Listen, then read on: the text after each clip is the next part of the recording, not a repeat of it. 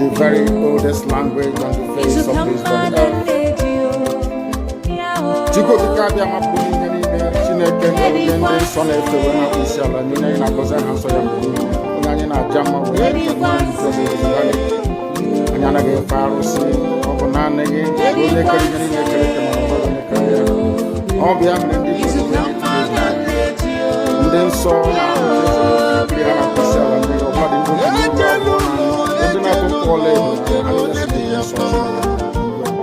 no totua yaba no wanene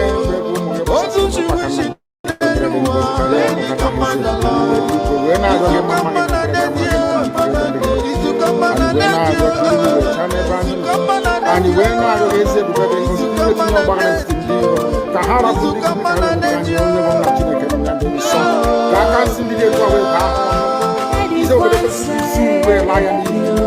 and you were not young. Because you will make a difference with your source and we're not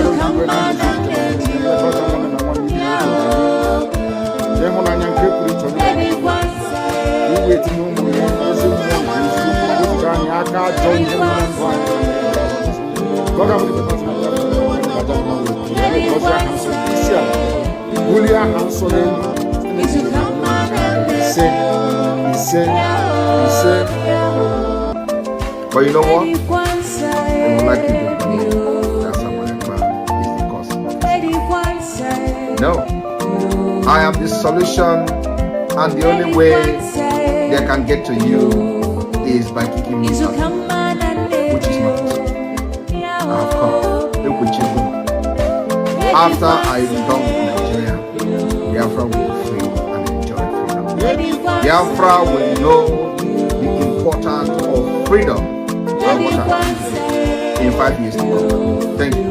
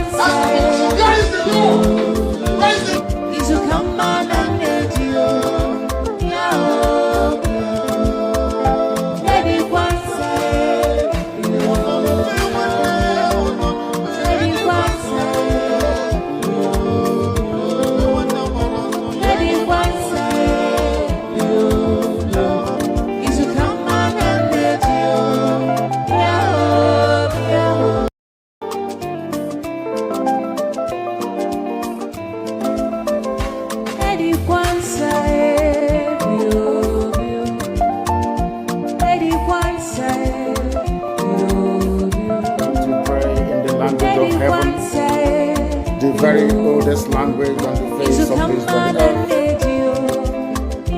Chico di Cabia Mapuni, Chineke, and son of the Ishala, Nina, Cosa, Hansoya, Nana Jama, and Yana Faros, Obanana, all the and then saw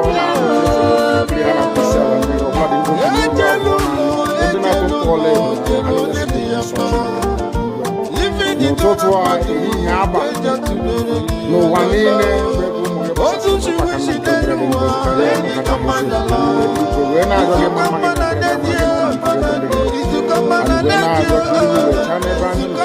and when I said Kahara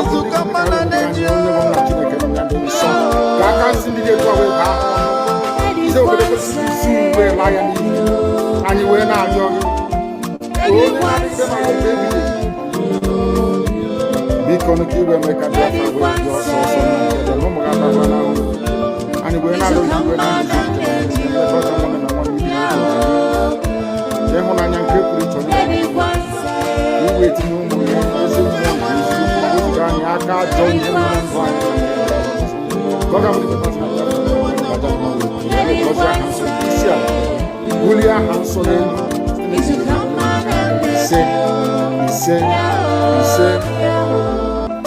But you know what? They would like you to believe that someone is the cause. No. I am the solution, and the only way they can get to you is by kicking me out, which is not possible. I have come. Look what you do. After I am done with Nigeria, Biafra will be free and enjoy freedom. Biafra will know the importance of freedom and what happens in 5 years to come. Thank you.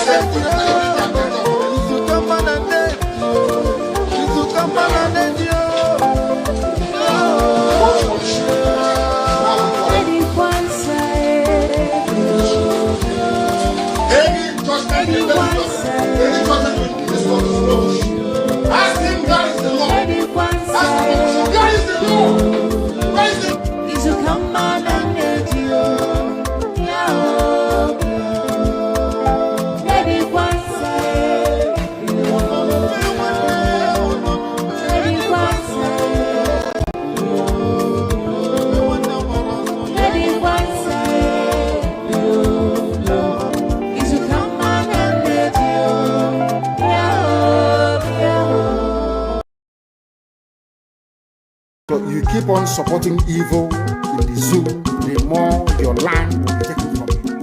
The more your daughters will be raped and abducted, the more your sons will be slaughtered in cold blood.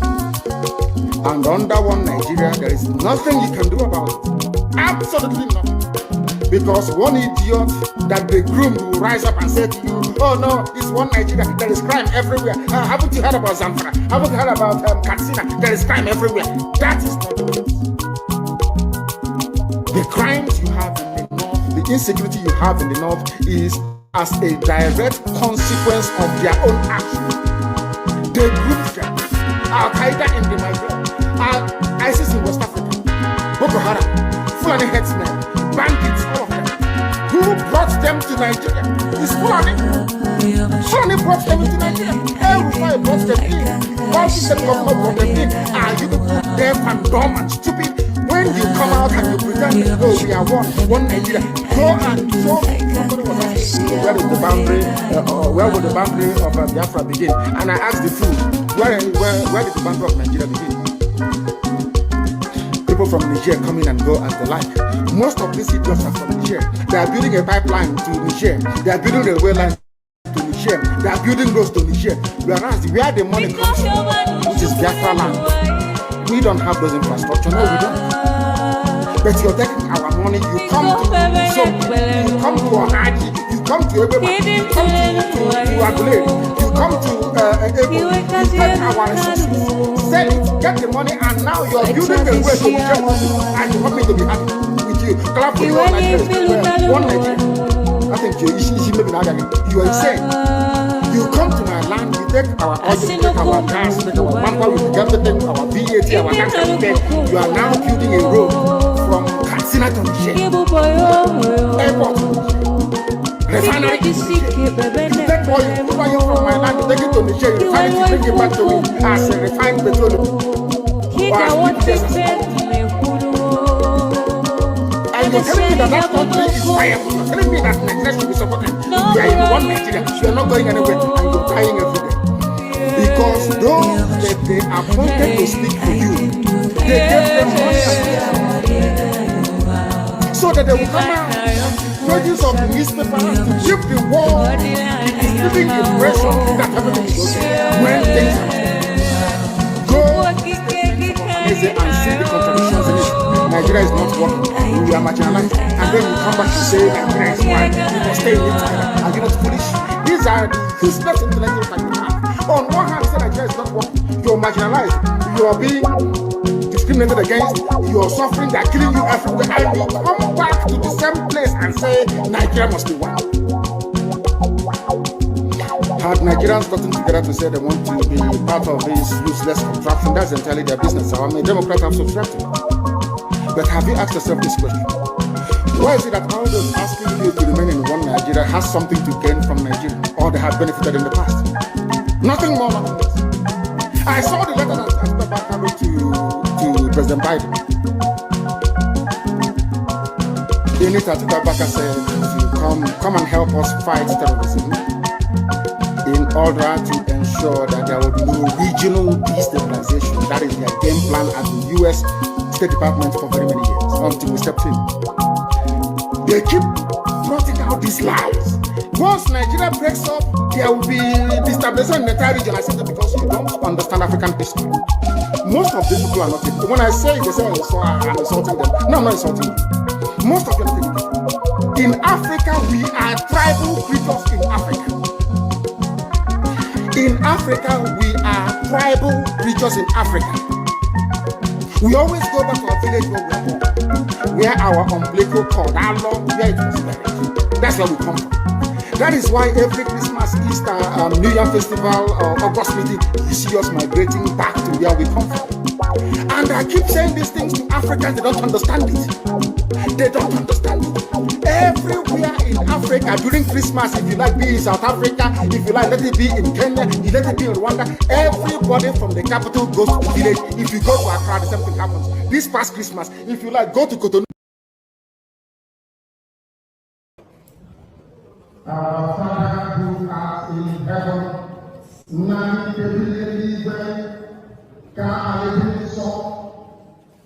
your name may be hallowed by men, that we may bow at the mention of it, that we may offer every glory unto thee, that we may offer you every adoration and adulation. To pray in the language of heaven, the very oldest language on the face of this very earth.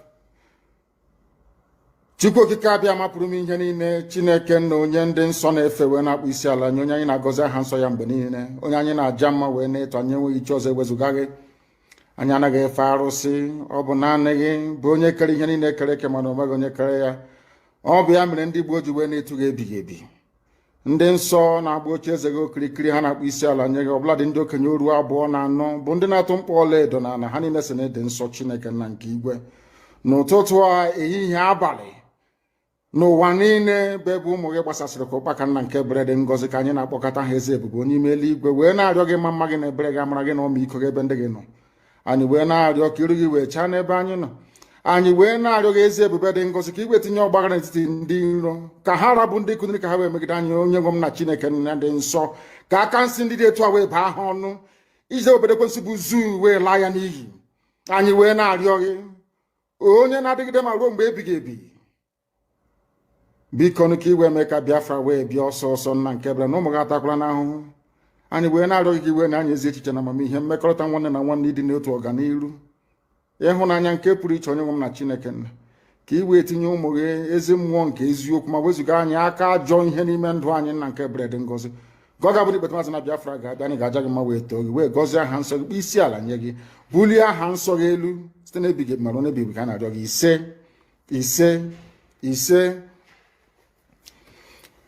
This very morning, all of you, I believe that those who are watching know who we are and why we do what we do. My name is Nnamdi Kanu. I am the leader of the indigenous people of Biafra all over this very planet Earth, the director of Radio Biafra and Biafra Television, and by the very special grace of the Most High Elohim, Chukwu Kikabia Mapurumi Henine, servant of the wonderful people of Biafra. We are live and we are direct this very morning, afternoon, or night, depending on where you are. And we start this very day by making it abundantly clear that the greatest enemy of a black man is the way that we reason. If not that the way we reason is very, very abhorrent, there is no need or reason why we should be suffering and complaining every blessed day without the courage to do something about it. When my lawyers came to see me, I had a discussion with them about how I'm going to defend myself.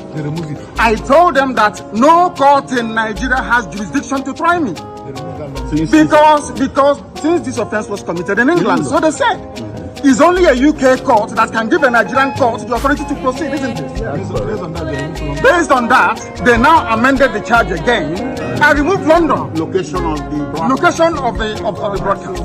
Contrary to section 196, 174 of the Terrorism Prevention Act 2022. In violation of their own laws. In violation of their own laws. And you want me to stand trial under such circumstances? Is that possible?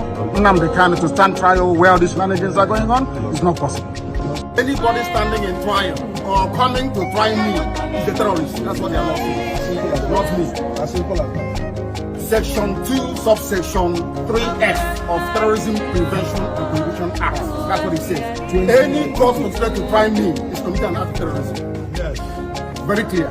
You cannot violate a treaty that Nigeria entered into and then come to try that very person. It's not done anywhere in the world. So you must be aware of that. So that is why there is all these ridiculous delays. That is what the Supreme Court said. I did not jump bail. My home was invaded. They came to kill me and I survived. They came to Kenya to kidnap me, brought me back to this country and seeking to try me, which the law says cannot happen. You cannot violate a treaty that they entered into and then hope to stand on that illegality. To conduct a trial is not done anywhere in the world.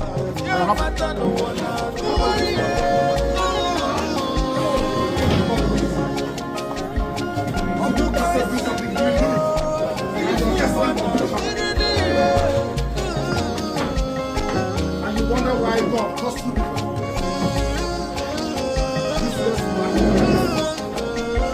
You don't know what justice means. You have no idea what justice means. You don't know what justice means. Useless. Your constitution says you cannot try anybody unless the law is written. Show me the law. Show me the law. I want you to talk to me. Show me the law. Don't try that. Don't try that. Don't try it. Don't try it. Don't try that rubbish. Don't try rubbish. Useless people. You don't know law. You don't know law. Your own constitution you don't respect. Supreme Court's judgment you don't respect. Then why are we in the play? Why are we in the play?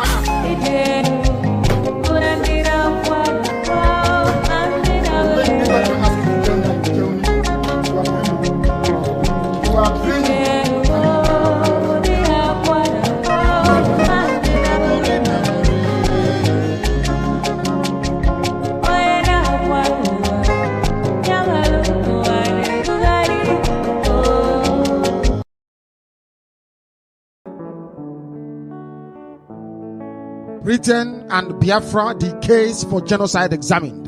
This is the irrefutable fact and the figures pointing to the fact that Britain is complicit in genocide. If you're wondering why Biafra is not listed as a genocide case, it's because of this very article, as outlined by The Spectator, a British publication on the 26th of December 1968. That is why you can write the list of genocide all over the world. There will be no Biafra. Do you know who excluded Biafra from the list? Britain, because of the role they played. We have this very article here. It is from the Spectator archive. How Britain committed genocide. How Britain you're looking at is actually as bad as Hitler. Nazi party. We have all the proof here. The only reason why the Nazis were held to account was because the Jews were living in Europe. Biafrans are in the darkest West Africa. Nobody gives a damn about them. It is also in the Bible that they will kill you, you will cry, but nobody will come to your rescue. I am reading from Aubrey Wall's report on the 26th of December 1968, published in the Spectator newspaper of United Kingdom in Great Britain. That very publication outlined the case of genocide against the British Christianity. You must listen very, very carefully. For as long as any Christian, liberal, or humanitarian tradition survives, the year 1968 will be remembered of implementing one aspect of its peacetime foreign policy. That peacetime foreign policy is one Nigeria, because the British, they are white people. They created Nigeria because a white man created Nigeria, who is a black man to try and break it. The world cleverly forgot that there was no Nigeria before the white man came. There was no Nigeria before the British came. Nigeria was created by a white man, not by African people. Your ancestors did not create one Nigeria. Your forefathers did not create one Nigeria. It was a white man, Beture, that came and created one Nigeria.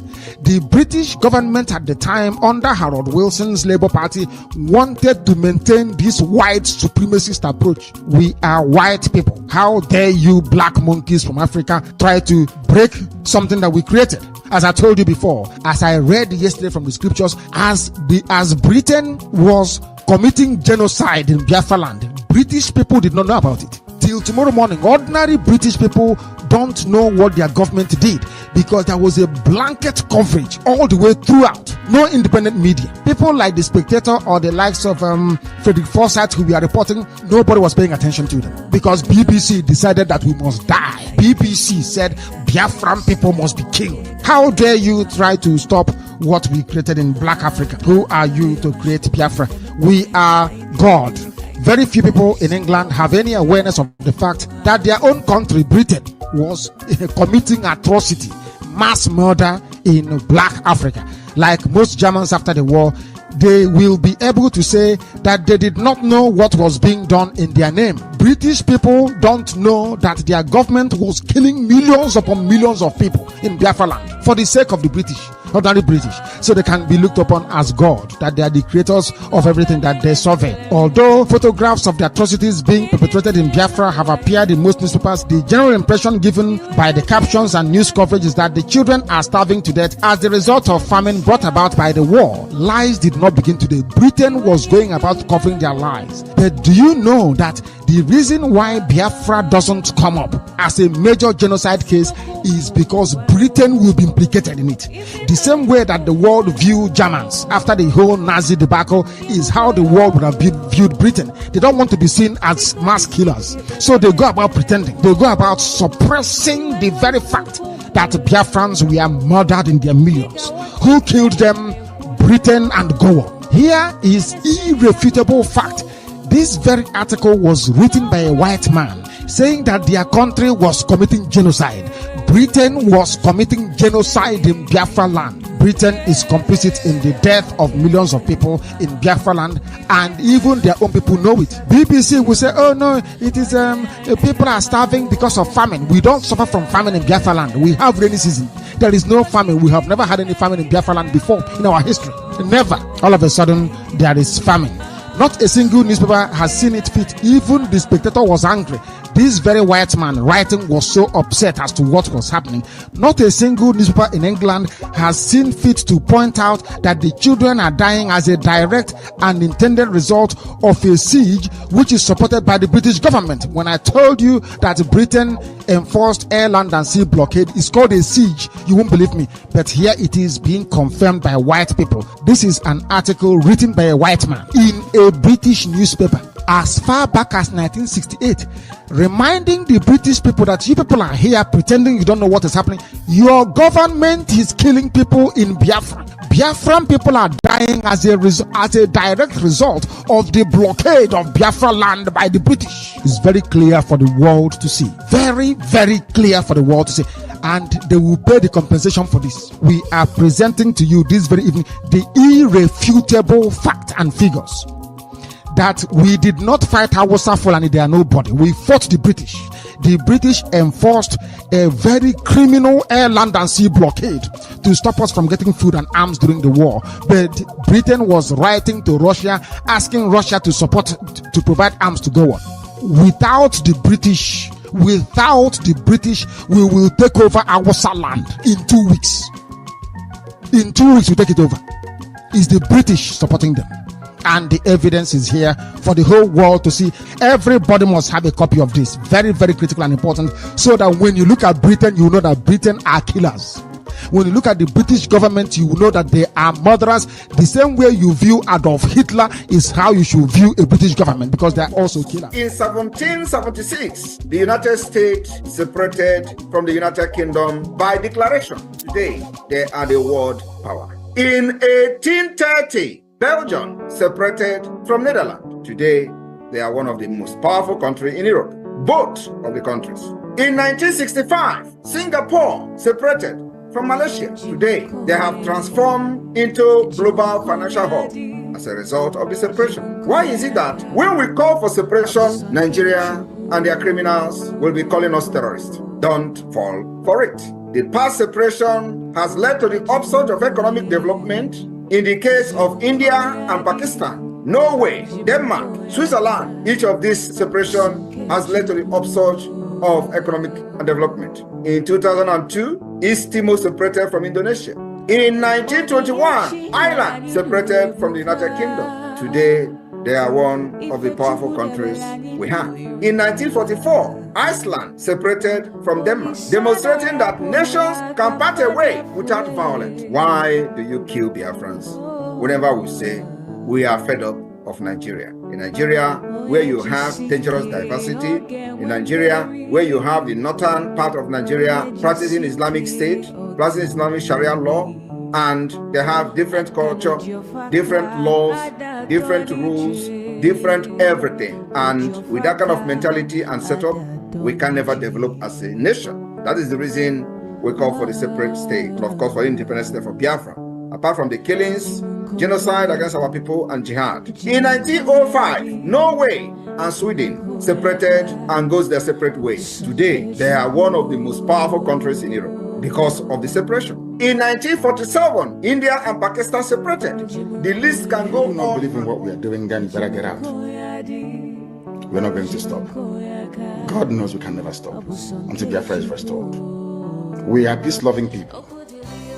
We abhor death and killing of another soul. It's in our nature, that's how we are.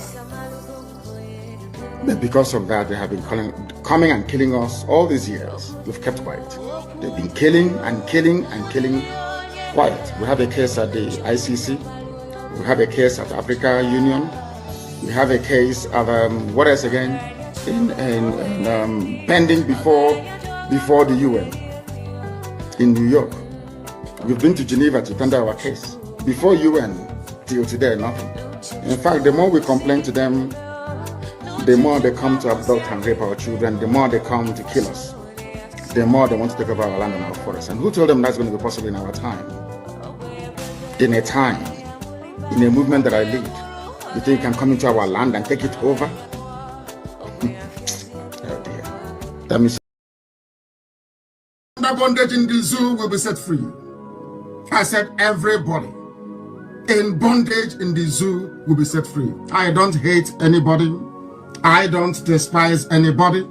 If I mention your ethnicity or your tribe, if I am a bit hard on them, know that I am specifically referring to those of them that they call their leaders, those who have led us this very blind alley, this very blind path, those of them that will continue to deceive, those that will continue to lie, those that will continue to prevaricate, those that cannot deliver any measurable or tangible developmental indices at all, in any way, shape, or form. We have come that the blind may see, not in the way they do it within Pentecostalism, but we have come to impart knowledge and reason. the very oldest language on the face of this very earth. Yes, I can say that from what I have just listened from you, it is just not ordinary. Very wonderful.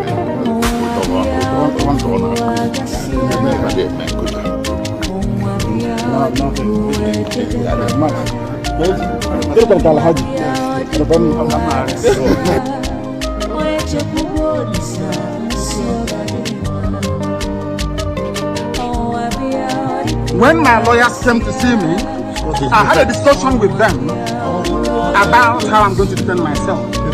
I told them that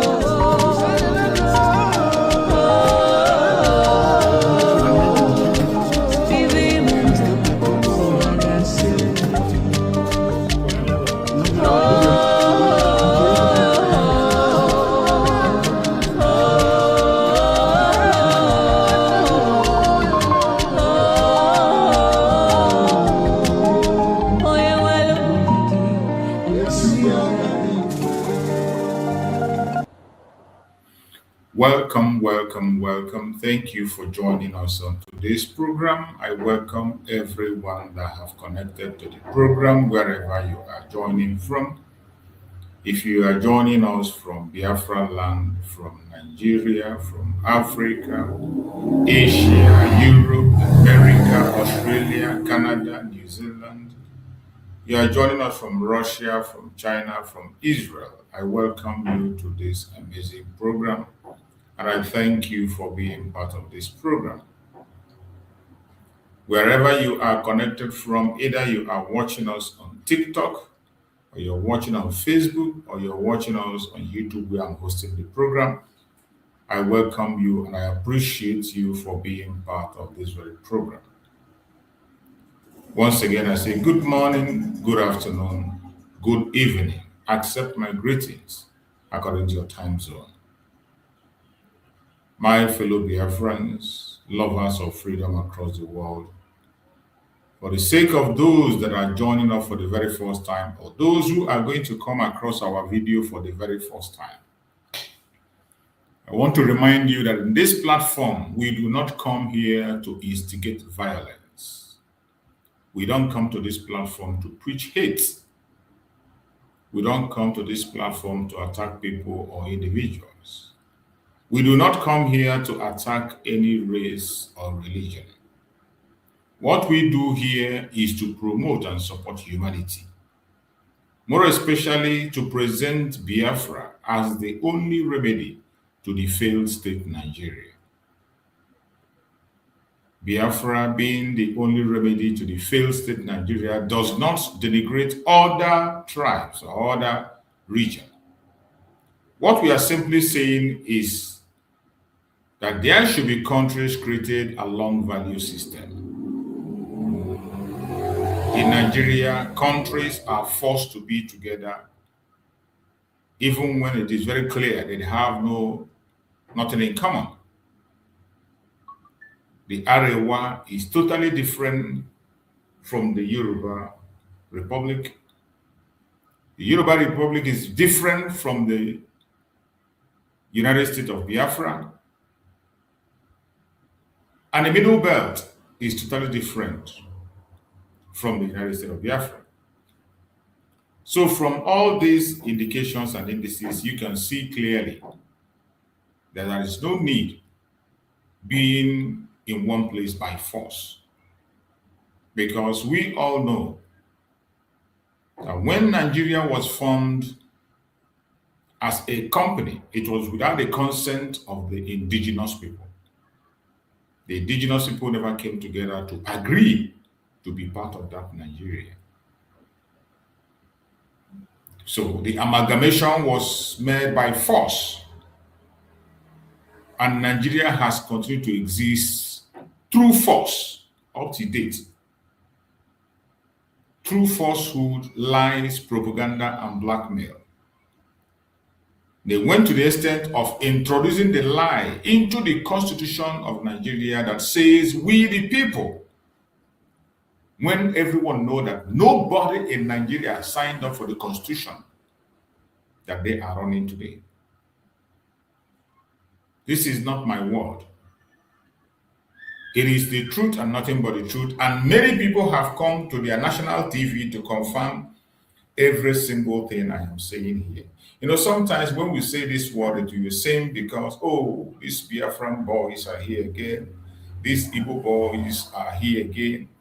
They try to make us the troublemakers. They try to make us violent people. But that's not who we are. We are the peaceful ones seeking for a peaceful resolution in that contraption called Nigeria. That is what the Biafran people are doing, and we will continue to do so. And it doesn't matter how they try to portray us as troublemakers before the world. We will not allow that story to fly.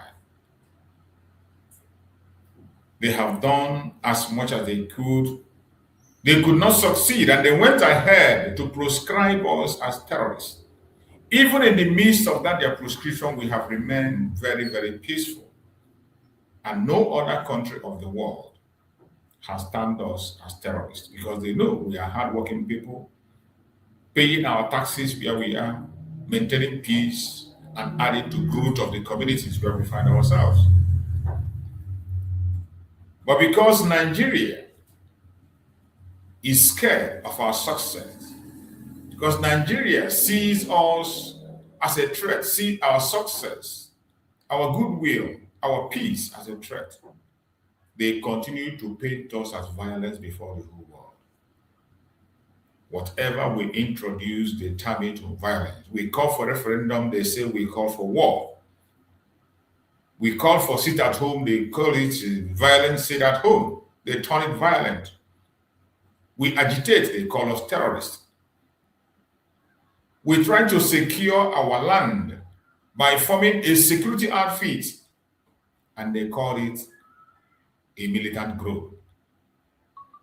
In every attempt we have made to protect ourselves and secure our dignity and lives, they translate it differently and make the world believe that we are the troublemakers. But I thank Chukwu that there are still people who have conscience on the planet Earth. There are men of conscience. And all this while, they have been pushing all these lies and propaganda. No other part of the world have designated us as terrorists the way they do. In all countries of the world, you will see Biafrans working in their governments, working in the highest positions, making things happen and making contributions right, left, and center. You can't deny that. The name Nigeria you are hearing today, in positive ways, go and check. About 60 to 70% of those that brought that good name to Nigeria are from Biafra land. The rest are from the other region. But yet, they continue to push their evil agenda on us. But I urge you as a Biafran, wherever you are, you must continue to be proud of yourself. Do not fall back. Do not get disappointed. Do not change who you are. Don't allow your enemies to rejoice. They know what they are doing and they have signed up that we will never succeed. It is an intentional act. They know we stand for the truth. They know we stand for justice. But because injustice is the order of the day in Nigeria, and the foundation was laid on falsehood, that is why they see everything that comes from us as a challenge. They see everything that comes from us as a threat. The only thing we are asking the Biafran people is justice. We are not seeking for pity. We are not asking for resource control. We are not asking for any position. We are not asking for any favor. All we ask is justice. Let there be justice. Let there be justice. Equal treatment to everyone. That is all we ask for. And it is not too much to ask for, but they have refused to listen. Each time we ask for justice, they attack us. Each time we speak about justice, they call us terrorists. When we try to defend ourselves, they call us terrorists and militants. They call us different kinds of names, and they went ahead to continue to commit genocide that they started since 1967. They continued on that part of genocide till date.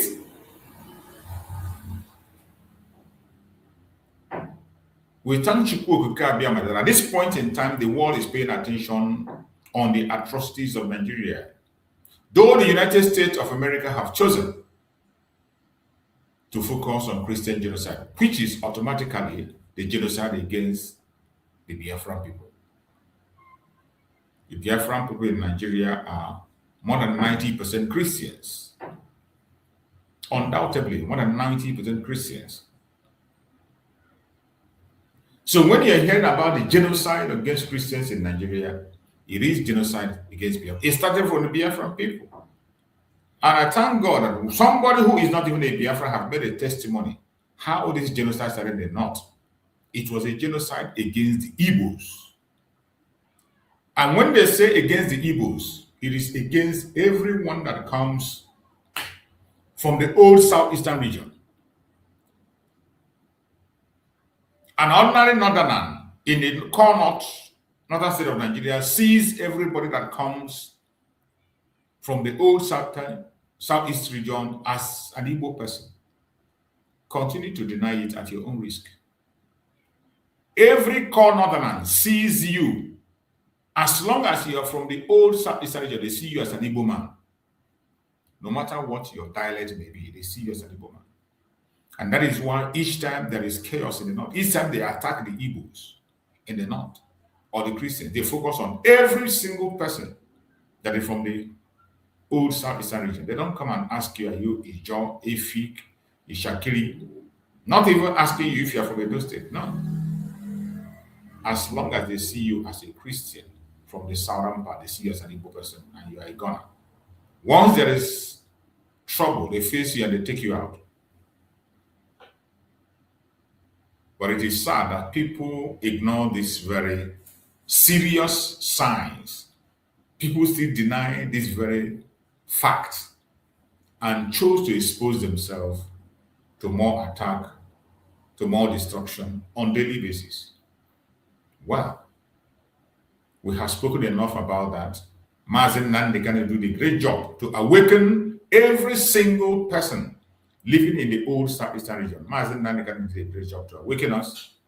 For those who were sleeping, they are all awake. But for those who pretend to sleep, we got no time for them because they will never wake up. Those groups that are pretending to sleep, hopefully they will wake up in the arms of their ancestors, and their ancestors will educate them on what to do in the next world if there is an opportunity for them to come back.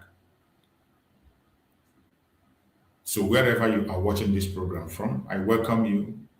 Remember, our program is always an interactive section. This is a platform of public opinion. You are entitled to your opinion just like the way I'm entitled to mine. The only thing you do here is when you do not agree, or if you have a superior argument, you send me your request either on TikTok, on Facebook, or on YouTube. You send me your request, I will bring you in, and then you will make your argument.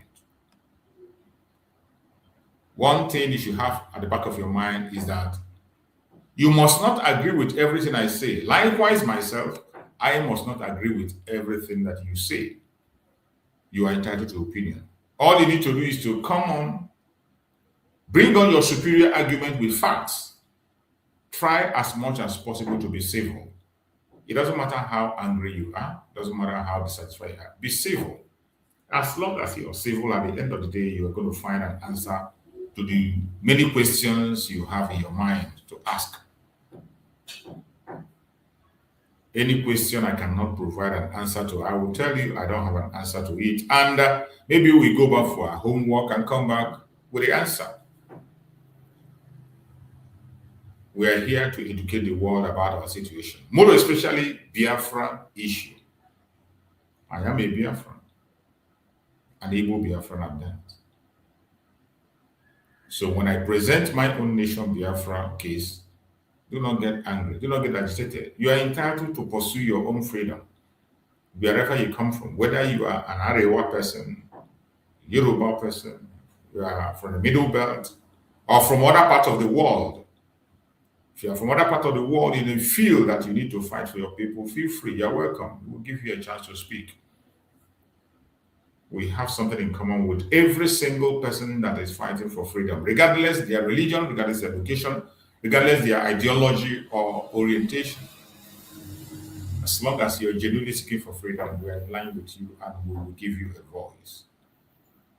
So I appreciate everyone that have connected to this program this morning. We are going to try as much as possible to treat the topic that we have this morning, which says the hidden agenda against Igbos and Biafrans exposed. Nigeria is collapsing. The world must intervene. The hidden agenda against Igbos and Biafrans exposed. Nigeria is collapsing. The world must intervene. It's a very broad topic, but we will try as much as possible to talk a little bit on based on our own understanding. And as I always say, remember, it's an interactive section. So if at a point in time you want to join, just feel free and send the request and I will bring you in when it is time. You must not agree with everything I say. You are entitled to your opinion. The same way I'm entitled to mine, and I have the right to speak as much as I want. You equally have the right to make your own contribution when it is time. So we are going to try as much as possible today.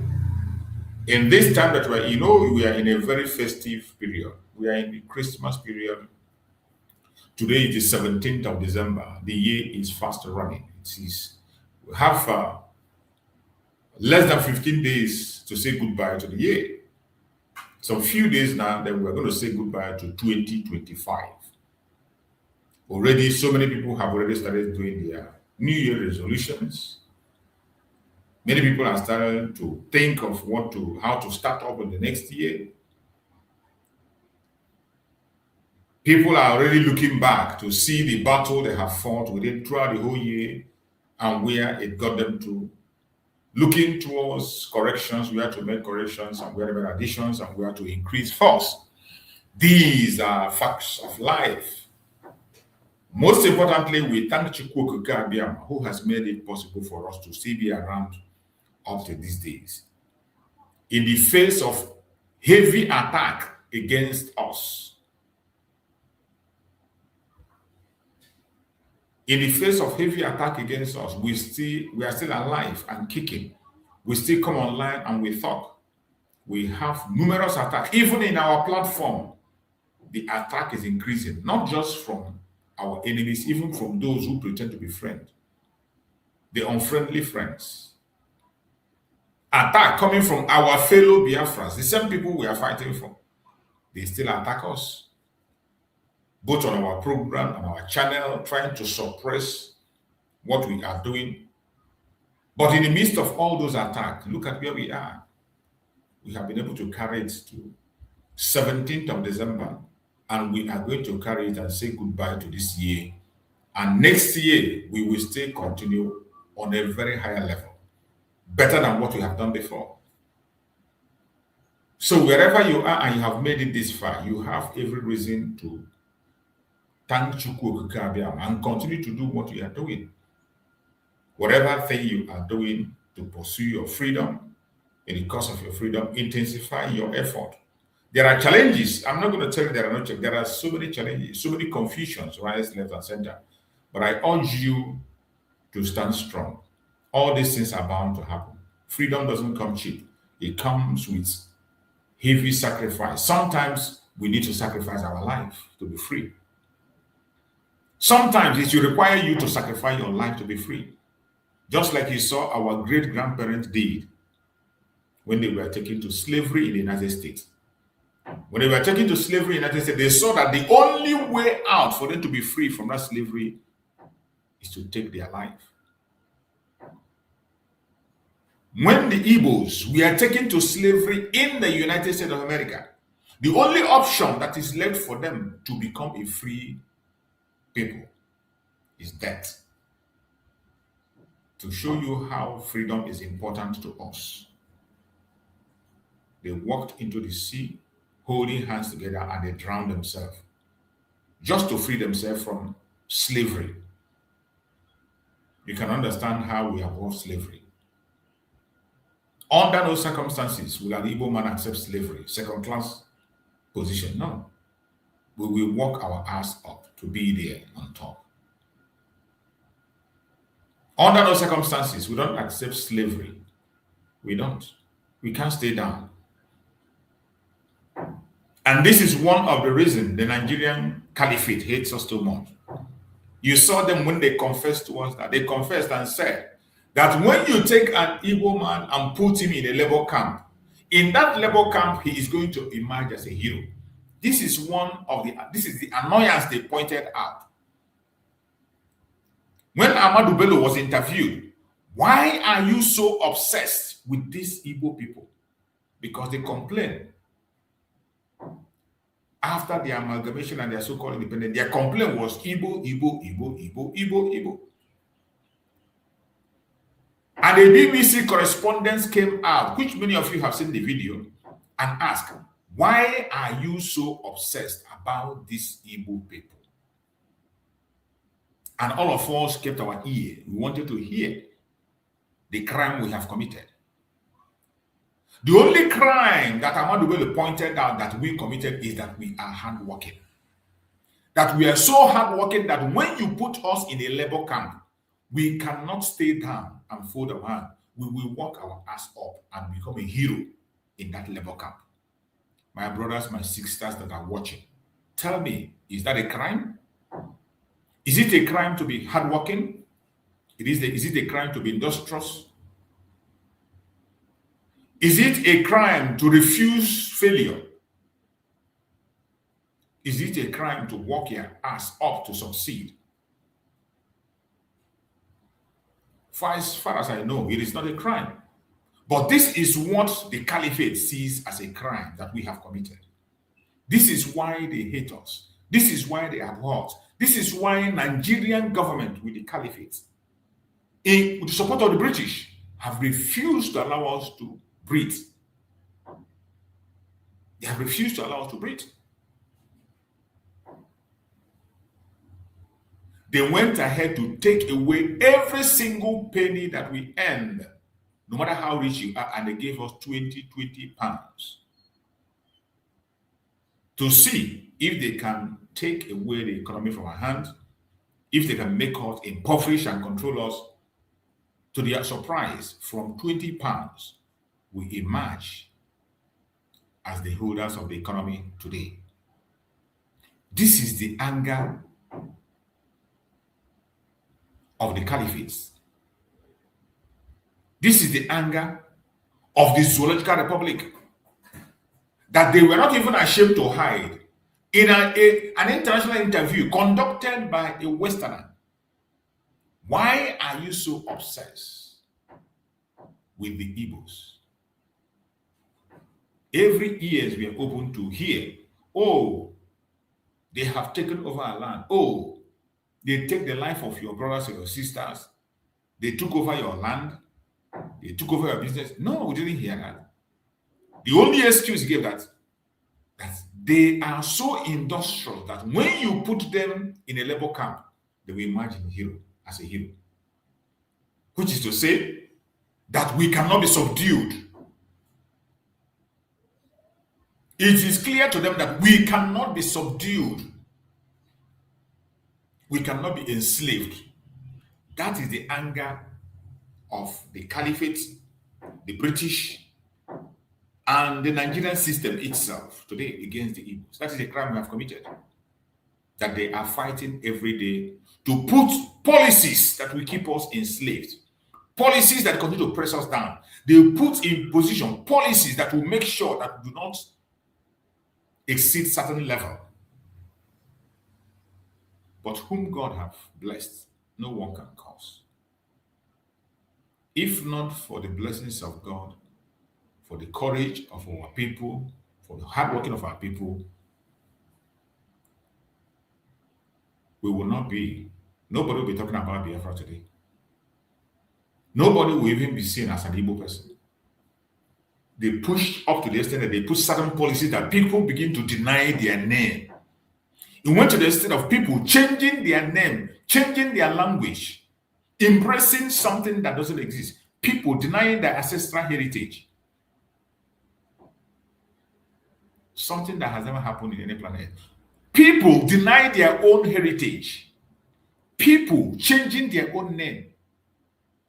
You can imagine. In the 21st century, when you see people all the way from United States of America, they are tracing their heritage in Africa. People are tracing where they come from in Africa, all the way from America. They trace their origin to Africa. They travel, they come. So many of them return. But what do you see in Nigeria? You see in Nigeria where people are denying their heritage, changing their name, denying whom they are, because of a policy that was put in place by a government, forcing them to deny whom they are, conditioning them to believe that until you deny yourself, you cannot attain to certain height. Until you deny yourself, you cannot attain to certain positions. Until you deny yourself, you can never be able to achieve certain things. And so many of us believe, so many of our brothers, our sisters, they believe. And today, you see huge number of Biafrans. Some are changing their religion, some are changing their name, changing their identity, denying their ancestral heritage, claiming what does not exist. It is not ordinary. It is something that is being forced on them. But I thank you that regardless of all those attacks, majority still know where they come from. So, this hidden agenda we will talk about today. And we are not going to shy away from any topic. As I said before, those things they don't want you to hear that made them to take our Supreme away, we will continue to speak about it. We give them a voice for as much as we can. We will continue to give them a voice. My fellow Biafrans, wherever you are watching us from, across the world, we are here again on another broadcast. In this platform, remember, we are not here for propaganda. Our broadcast is not for hate, not for propaganda. Our broadcast is not for exaggeration. We are not exaggerating anything. We are not exaggerating anything. Today is documentation. Today is analysis. Today is warning to the world. What you are about to hear in our program might make you uncomfortable. As I always warn, when you feel uncomfortable that you cannot be able to handle it, you can just log out. There's no law that says you must listen to us. But history has never been kind to silence. That is why we must speak. We must speak. More especially on the hidden agenda. Each time you hear about hidden agenda, some people who are not Biafrans, or some people who are from other part of the world might ask it, this hidden agenda, is it real? That might be the question that people are asking. Each time we speak about hidden agenda, people might be saying, is this hidden agenda real?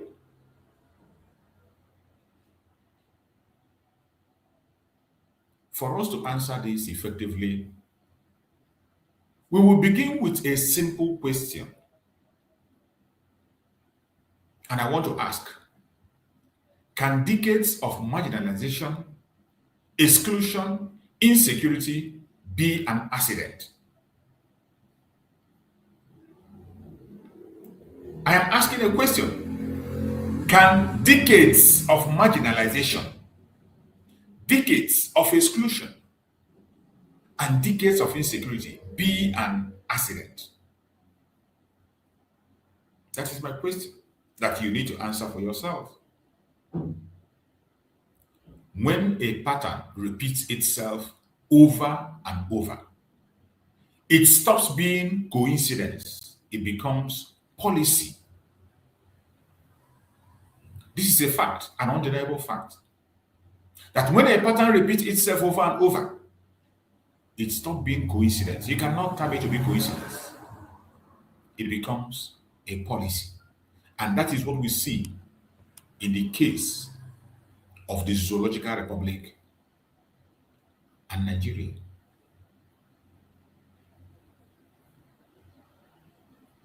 For the Igbo people and Biafran people generally, this pattern has been there. And it includes political exclusion. It has been there for decades. Economic strangulation, it has been there for decades.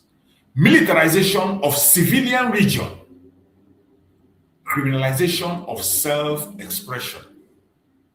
And selective silence when lives are lost.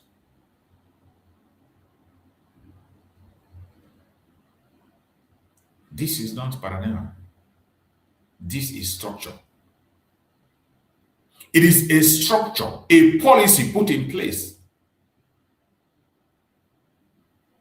to strangulate the Biafrans, more especially the Igbo people. A system does not need to announce its agenda.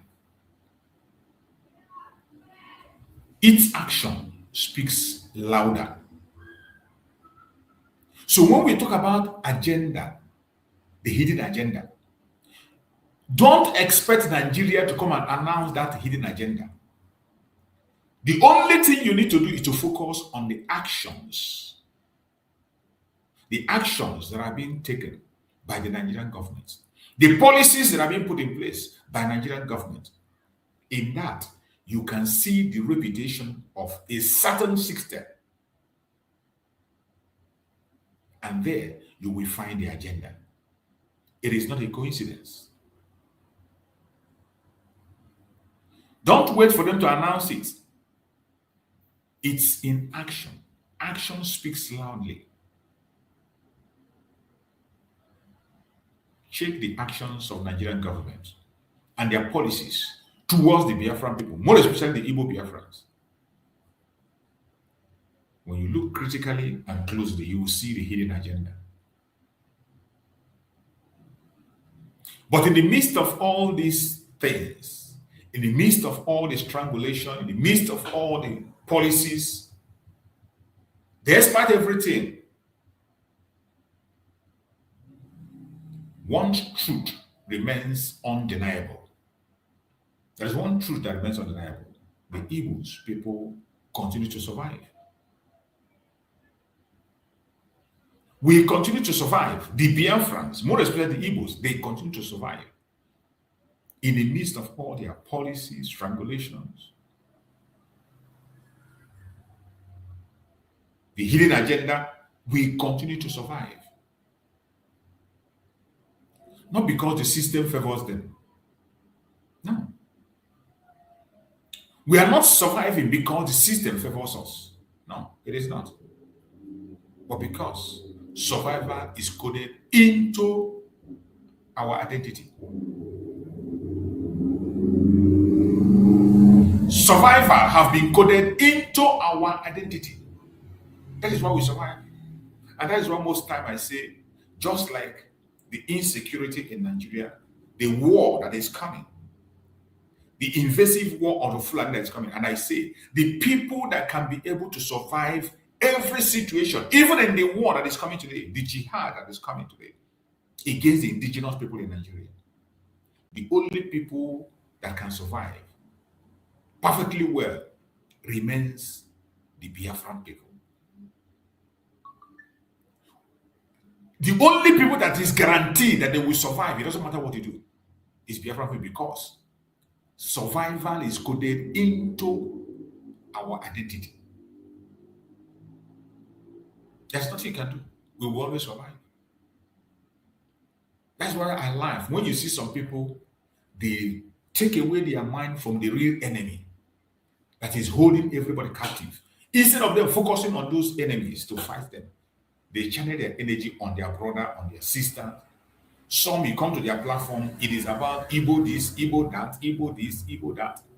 And they forget the real challenge that's before them.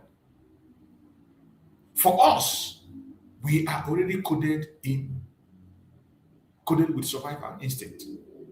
And there's nothing anybody can do about it. We will always survive. But this war that is about to happen in Nigeria,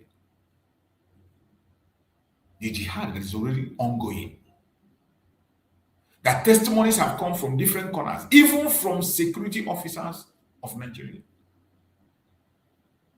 That is a question of time. How prepared are you? You don't care. You're not getting prepared. You're not doing anything. Your own focus is to talk against. Whenever you hear about Biafra agitation, you get agitated. You get strength. You have strength. You insult, you abuse, you attack. But talking about your own survival, you don't care about that. As for we are already coded with survival as our identity, and we will always survive. We have always adapted to every system. We have always adapted, and we survive. When we are blocked politically, we innovated economically. They blocked us politically. They blocked us in every way politically. We innovate economically. When they silence us locally, what did we do? We go global. You see, in Nigeria, a Biafran doesn't have a voice. An Igbo man does not have a voice in Nigeria as we speak today. An Igbo man has no voice in Nigeria as we speak, but globally. That's where we are. When they silence us locally, we go globally, just like we are doing today. Just like we will continue to do until we get free. Whenever they attack us, we document it. We don't forget. Today, every single attack against the IPOB from Mazen Nandegano to from Wazirike, from the Civil War, every document, we still have it. We still have it. We document every single attack against us. Every mass killing, every genocide, we document them. We don't forget. Whenever they attack, we document. When we are pushed down, we rebuild. We don't wait for anybody. Whenever we are pushed down, we rebuild. So, if you are from other areas, other regions, why don't you get busy? Focus on your own direction and do your own thing. Team up with us. Team up with the Biafran people by fighting for your own region. Let us end up and split this contraption that is holding everybody captive. Split it off. You can be better off as an Arewa person. You can be better off in Arewa, very, very better, and you practice whatever you want to practice, including your Sharia law. You can implement it without anybody interrupting. Just the way Saudi Arabia is today. Nobody can go to Saudi Arabia and tell them what to do. Who the hell are you? You cannot. You can have the same system in Arewa, and nobody will intervene or tell you nonsense. And in the midst of that, you will also grow economically and do things you do for yourself. The same thing with the Yoruba Republic. They can grow within their own self, explore, and be much, much better than they are today. Middle Belt, the same thing. Biafran land, the same thing. That is all we are asking for. Why is it too difficult for the world to pay attention to this genuine call of disintegration of the zoo to save life, to save humanity?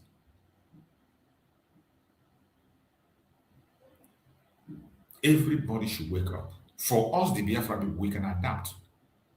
We have already learned a very big lesson in the past, and we have learned well. The only people today that are still confused, do not know where to go or who their enemy is, are people from other regions. When we talk about these qualities that we have, it is not a rebellion. We are not rebelling against anybody. It is not a rebellion. When we mention all these things, it is not a rebellion. It is not a rebellion. When we are blocked politically, we go ahead economically and we innovate. When they silence us locally, we go globally. When they attack us, we document. When they push us down, we rise again. That is not rebellion. It is human instinct. That is what it is. Human instinct. Very active in the life of Biafrans. No government can erase a people whose survival is rooted in community memory and resilience. No government can erase a people whose survival is rooted in community memory and resilience. Never. Survival is not a crime. But in Nigeria, they make survival look like a crime. Nigeria has succeeded in making survival look like a crime. That was why they convinced Finland to take our Prime Minister Mazi Samareko out. What Mazi Samareko was fighting for and stand for is survival of the Biafran people. He was trying to protect his people. Mazi Nandekano was doing the same thing to make sure that his people survive. But they twisted it and changed it somewhere. They made it a crime.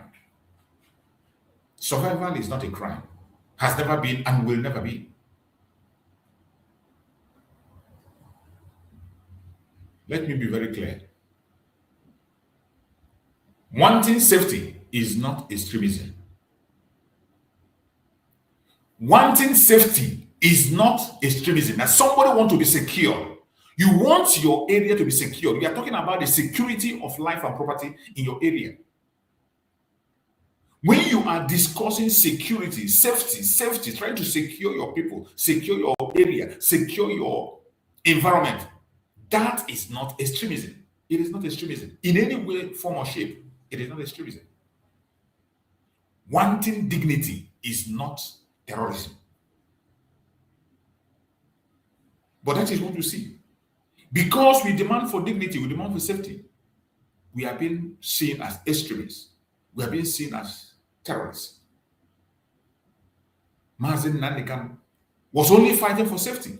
Mazi Samareko was fighting for safety and security of his people, seeking for dignity for his people. They termed them extremists and they called them terrorists.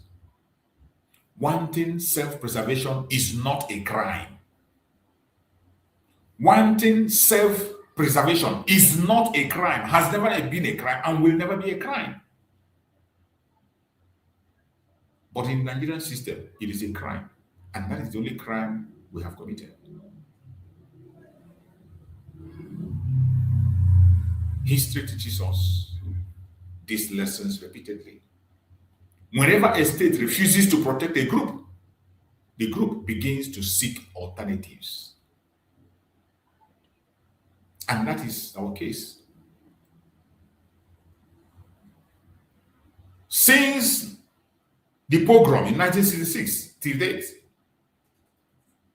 Biafrans have been left on their own to fend for themselves. And we are left with no other alternative than to begin to protect ourselves. Whenever a state refuses to protect a group, the group begins to seek alternative, and we got alternative in ourselves. Just like our eternal leader described Biafra as a place where the persecuted people run for safety.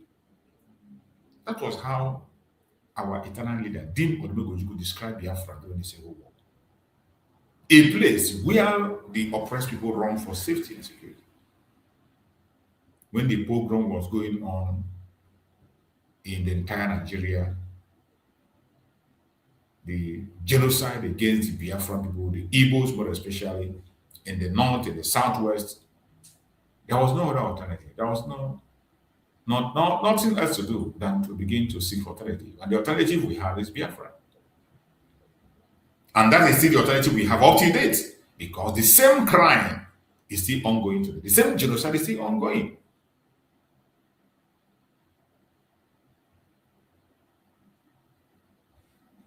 When we seek for alternatives to save ourselves, it is not chaos.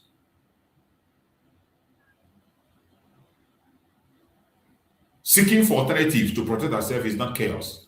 It is cause and effect. It is not chaos. It is cause and effect. Continue to deny it for all I care. The truth will always be the truth. Nigeria is already a failed state as we speak. In Nigeria today, when you look at Nigeria today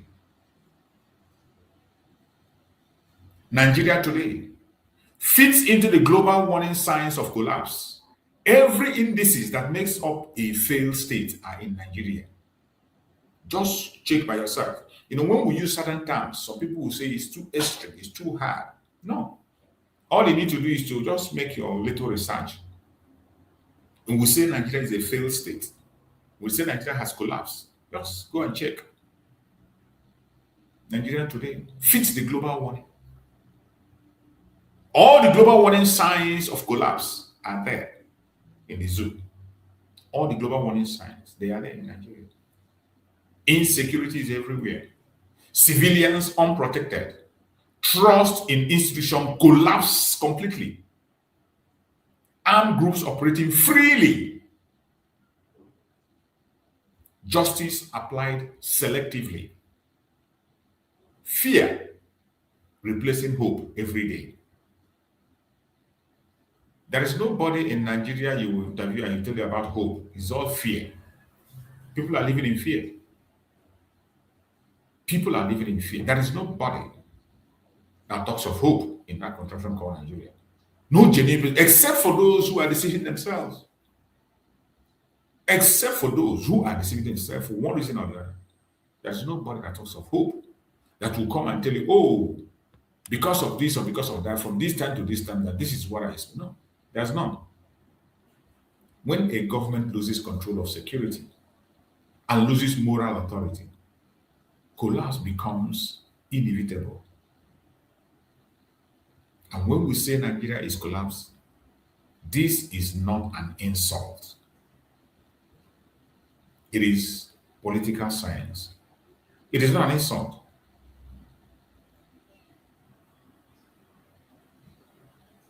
Some of you don't want us to say it. Some of you, because of your fraudulent activities in one Nigeria, because you are waiting for your own time to cut your own deal, your own criminal deal because of that. You don't want us to talk about it. You don't want us to say it. You don't want us to say it because of your own criminal desire. When we say certain words, you get agitated because of your own criminal desire. You are expecting your own turn to steal. You're waiting for your own turn to perpetrate your own evil. You are eating from the suffering of your brothers and sisters. And when you hear us speak this truth that is going to change the situation, you get agitated because the empire that is feeding you is threatened. The empire that is feeding you is threatened. But I bet you, we will never stop speaking. We will never stop talking. We will continue to talk. We will continue to speak. And we will continue to reveal the fact for as long as we have life. When terror overtakes governance, what do you expect to see? What you see in Nigeria today is terrorism everywhere, right, left, and center. Let us speak honestly. When violence expands unchecked and citizens feel abandoned, the state no longer governs, it merely occupies. What you are seeing in Nigeria today, there is no governance. People are just caged and forced to continue to occupy space. And that is not what any sensible human being should permit or support. At this point, borders in Nigeria means nothing. There's nothing like borders. Some of them who will talk about sovereignty. So today, there is nothing like sovereignty in Nigeria. Borders mean nothing. Unity in Nigeria today is just a slogan. You and I know there is no unity anywhere. There is no unity anywhere, not between the north and the southwest, the southeast and the middle belt. There is no unity anywhere. Even sometimes when you see people say that the north are now in unity with the southwest, that's a blatant lie. They are not. The north is only in bed. The certain group of the north are only in bed with Tinubu and co because they want to use them to continue to perpetrate their evil. It's not about the Yoruba people. Sometimes when we use that time that the Yorubas and the Hausa, they are not. Even in Yoruba land, you see a massive hate among people. You see how the Muslim Yorubas and the Christian Yorubas and the traditional Yorubas are getting on each other. There is no unity anywhere. There's no unity anywhere. Not between the north and the west, not between the west and the east, not between the east and the middle. There is chaos everywhere. Survival in Nigeria today is personal. Only you alone can save yourself. In the contraption called Nigeria, survival today is personal. You, your family, yourself, it is you that will save yourself. There is nothing like security, government securing you. No. It is personal. That is the state of the zoological republic today. No country survives long under these conditions. No country survives long under these conditions I just mentioned. When borders means nothing, unity becomes a slogan. Survival becomes personal. No country survives long under these very conditions. And that is what you have in Nigeria. That is what you have in Nigeria. The only thing that is needed now to save that zoo is international attention. International attention is what is needed, and it is unavoidable now. International attention is needed now, just like even like yesterday. unavoidable international attention. And I thank Chukwu Okike for the United States of America under Donald J. Trump. And I hope they can move fast and do more. Because it is not just rhetoric. They should move fast as they can. There's no time. The world have seen this movie before. The movie that is about to play out in Nigeria, any moment from now, the movie that is about to play, the world have seen it before. You saw it in Rwanda. You saw it in Yugoslavia.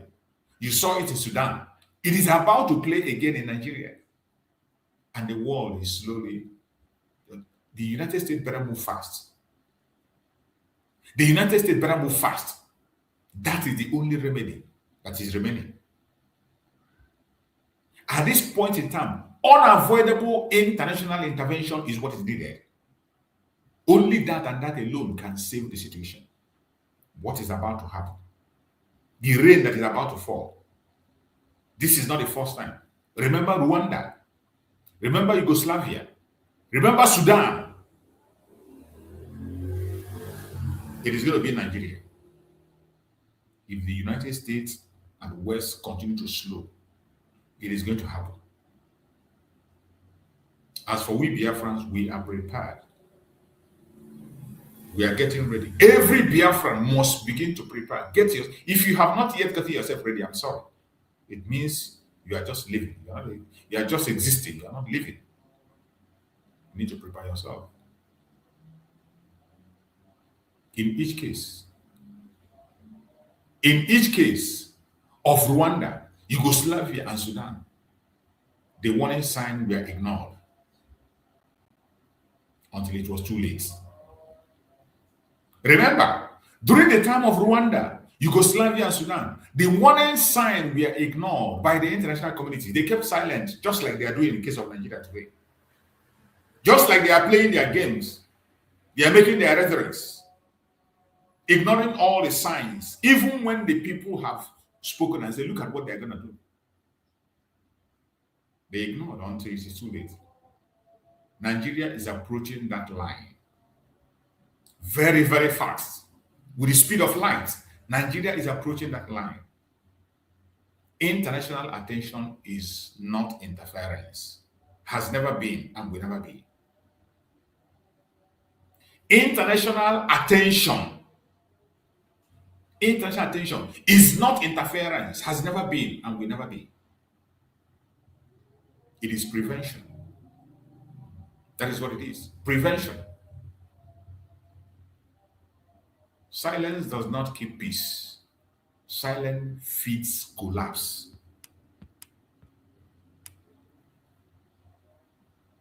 This is not the time to be silenced. This is not the time for rhetorics.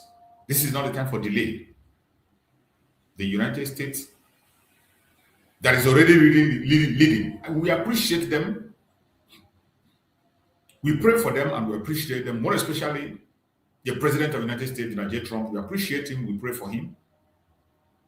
But he needs to move fast. He needs to go the other miles and move fast before it is too late. To the international community, this is not a call for chaos.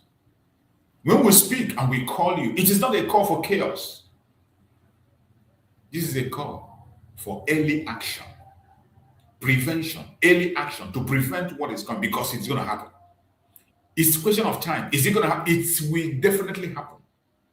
So the call we are making is not for chaos. It is a call for early action.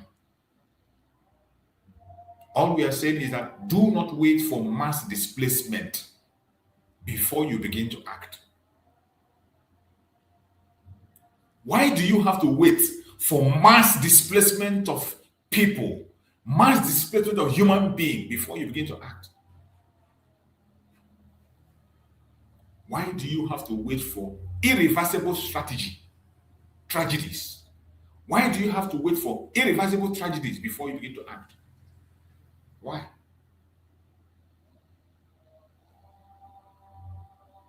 Do not wait until history asks why nothing was done. That is why we are calling on the international community, speaking to the world.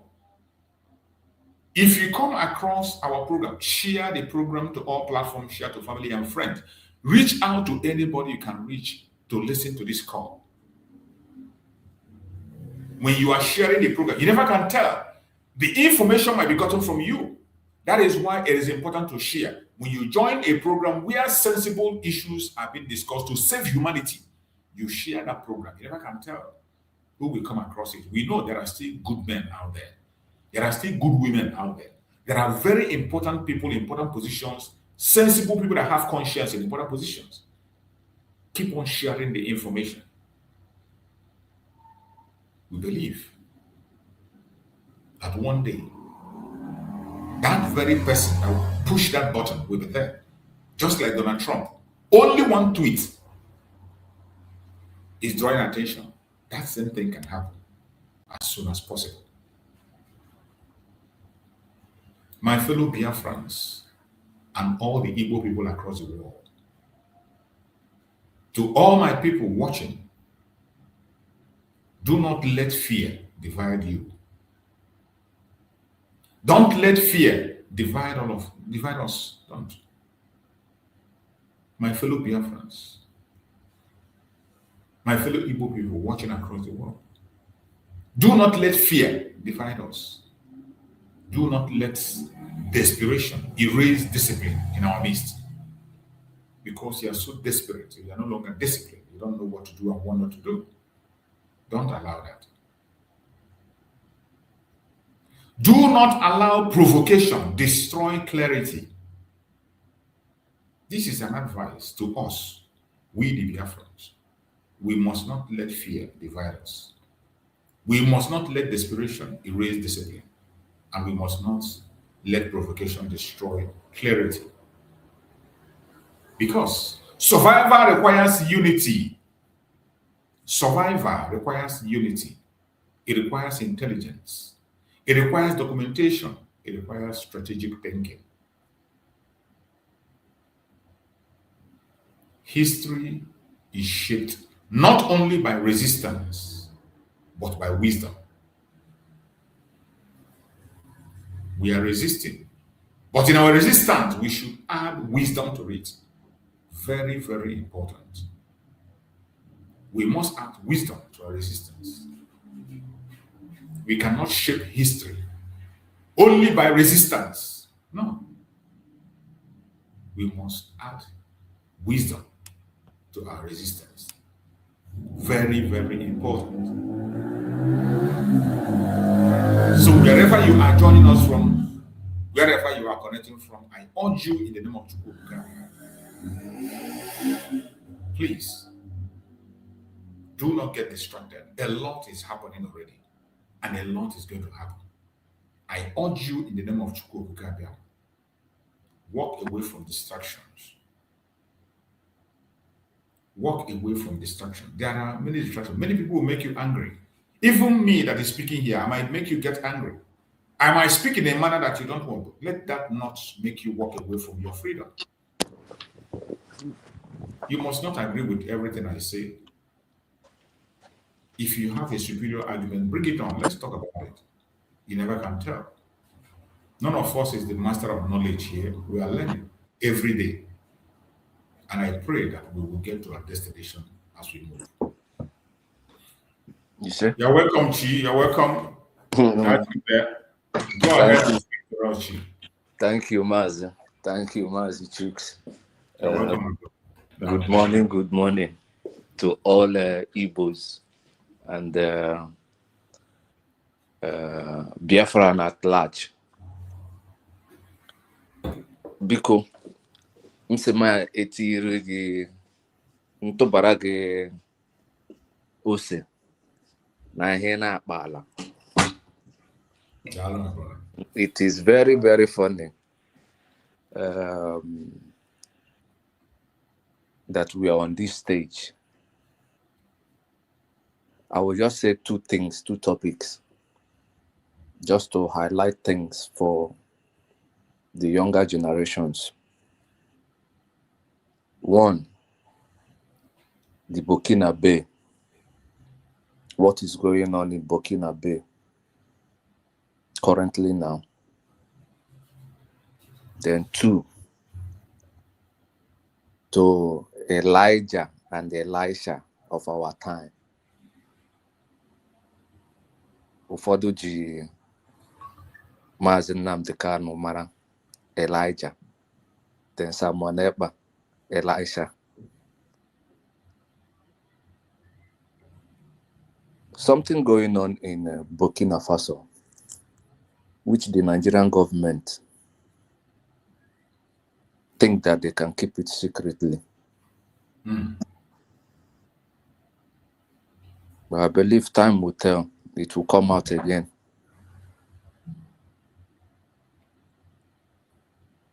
The aircraft is in Burkina Faso.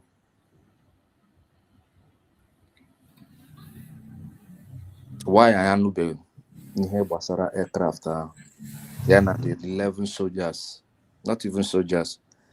These are high-ranking men in military. Yeah, special operation forces. High-ranking men in military KGDR. And they are still holding them till today. Yeah.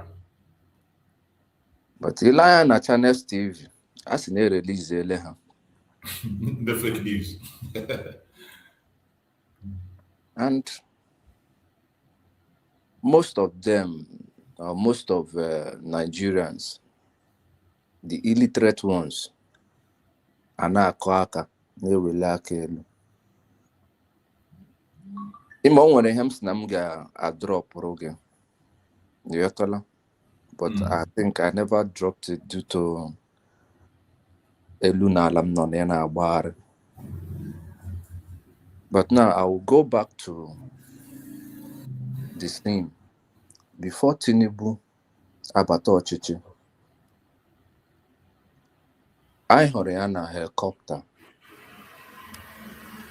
with someone, with one other guy altogether. I call them drug barons. Then I got to Burkina Faso. Do we know why they seized the aircraft and locked up the 11 personnel?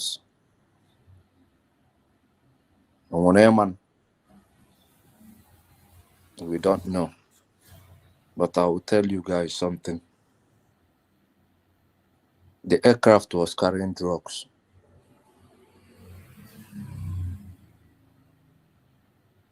The aircraft is in Burkina Faso was having a drug.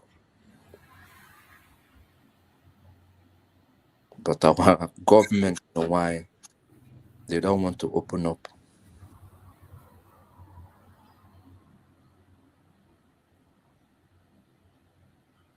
Why do they don't want to open up?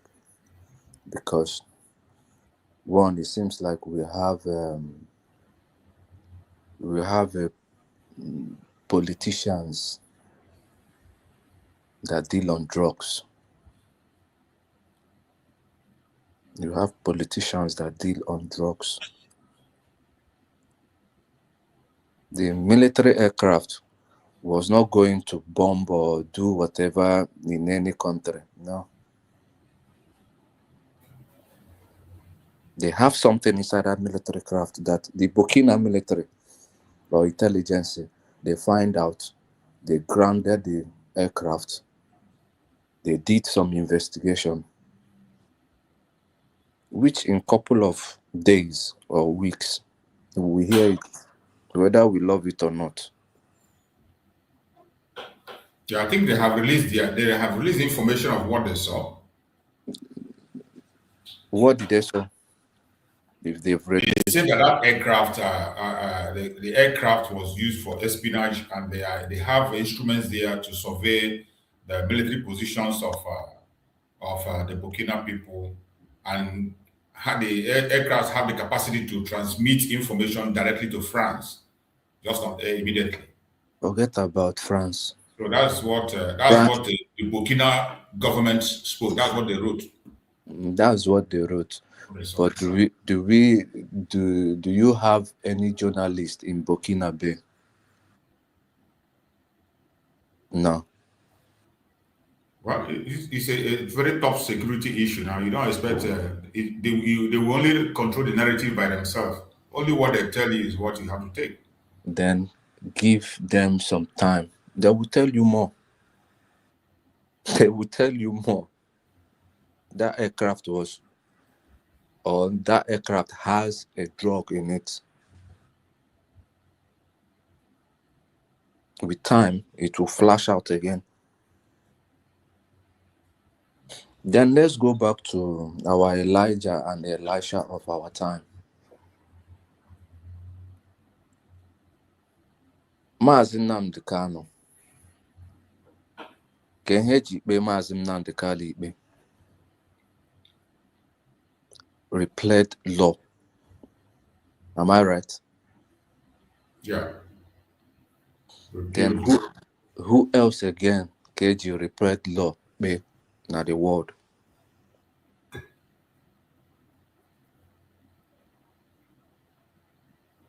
Do you know?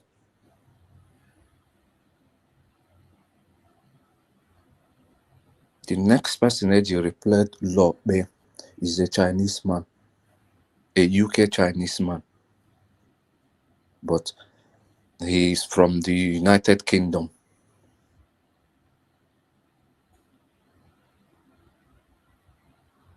Is he a coincidence? He's an activist as well. I want in Nigeria or in the Igbo. We don't know anything about this particular one.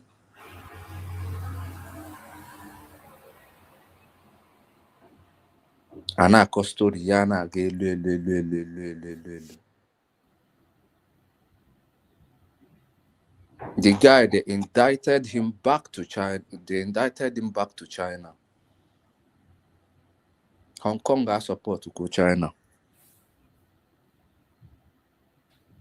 Uchechi Kalu, which is Maazị Nnamdi Kalu's wife. Okima no one a document or what.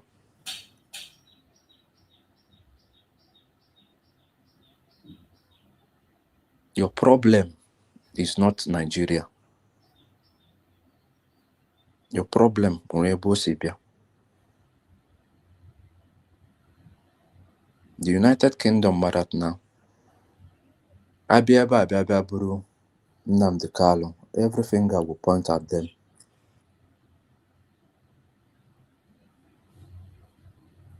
Who made the call that he is no longer United Kingdom?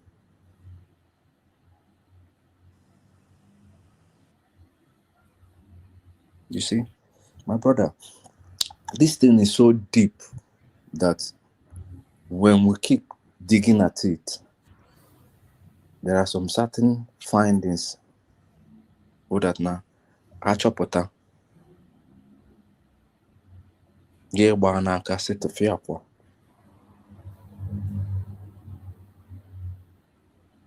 People who made Nigeria wants to keep Nigeria the way it is because of their own interest.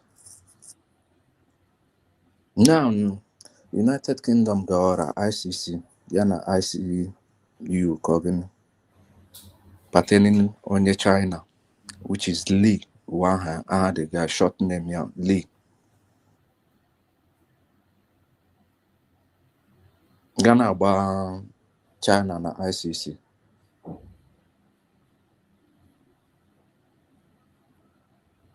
Uche Chikalo had a meeting with some delegates in the United Kingdom. They told that Pop and Plan that they won't intervene.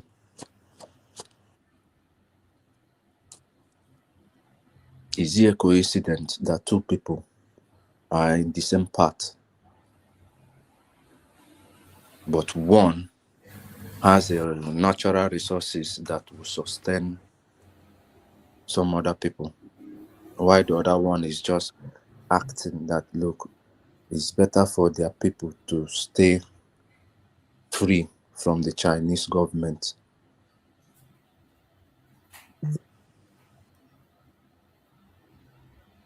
And now see no Nigerian government, more Nigerian Geneko. But nobody wants to dig the rabbit hole.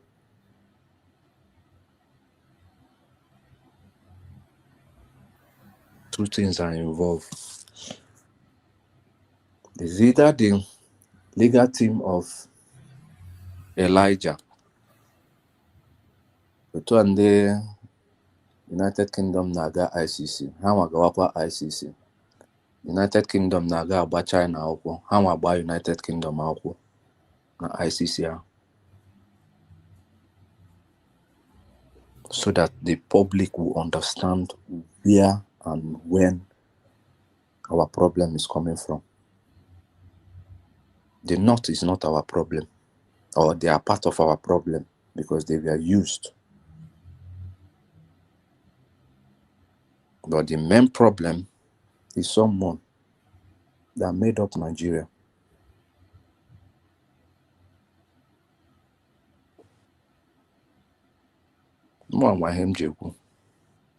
Because tomorrow,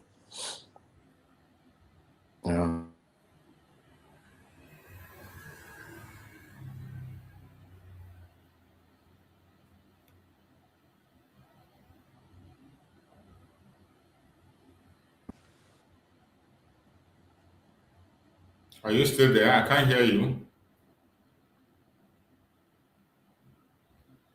I can't hear you anymore. Maybe you go out and come back again. Meanwhile, before we proceed further, let's just take a quick break and then we come back again.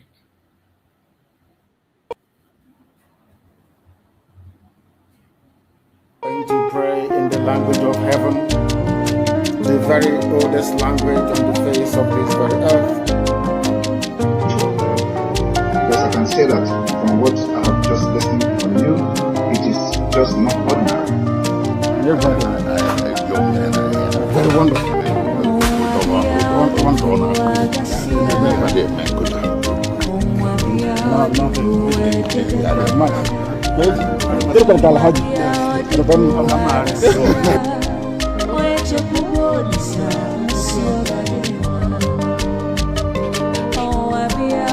When my lawyers came to see me, I had a discussion with them about how I'm going to defend myself. I told them that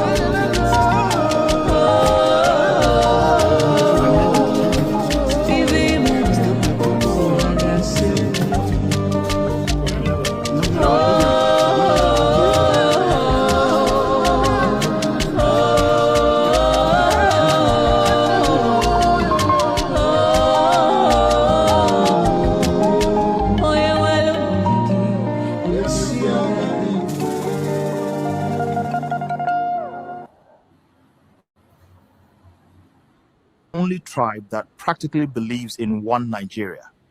We develop any land where we step our feet.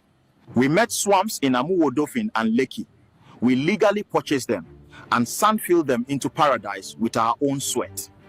Igbo traders took neglected districts and turned them into global commercial hubs. Alaba alone generates $2 billion annually. We pay the formal taxes, but we also pay the shadow tax. The agro economy extracts 123 billion naira every year. Land use charge, wharf landing fees, consumption tax. We funded the very system that was secretly sharpening its knife. They are the engine of Lagos. The informal sector contributes 40% of the state's revenue. That engine is fueled by Igbo capital. We built massive estates and plazas, unaware that a hidden agenda was waiting for the perfect moment to strike. Igbo nurses in Texas, doctors in London, they poured their hard-earned dollars into Lagos, believing it was the safest vault for their wealth. 2015 was the signal. The rhetoric changed from development partners to strangers who must be contained. It started in Oshodi. They came at night. 500 traders displaced. Billions in goods destroyed. No compensation. Abule Egba. The excuse is always urban renewal, but the target is always the same. Igbo Alaba Rago. They called it a security threat. We called it economic cleansing. Thousands of shops gone. They dared to touch the heart. Alaba International. 17 plazas marked, distressed and crushed.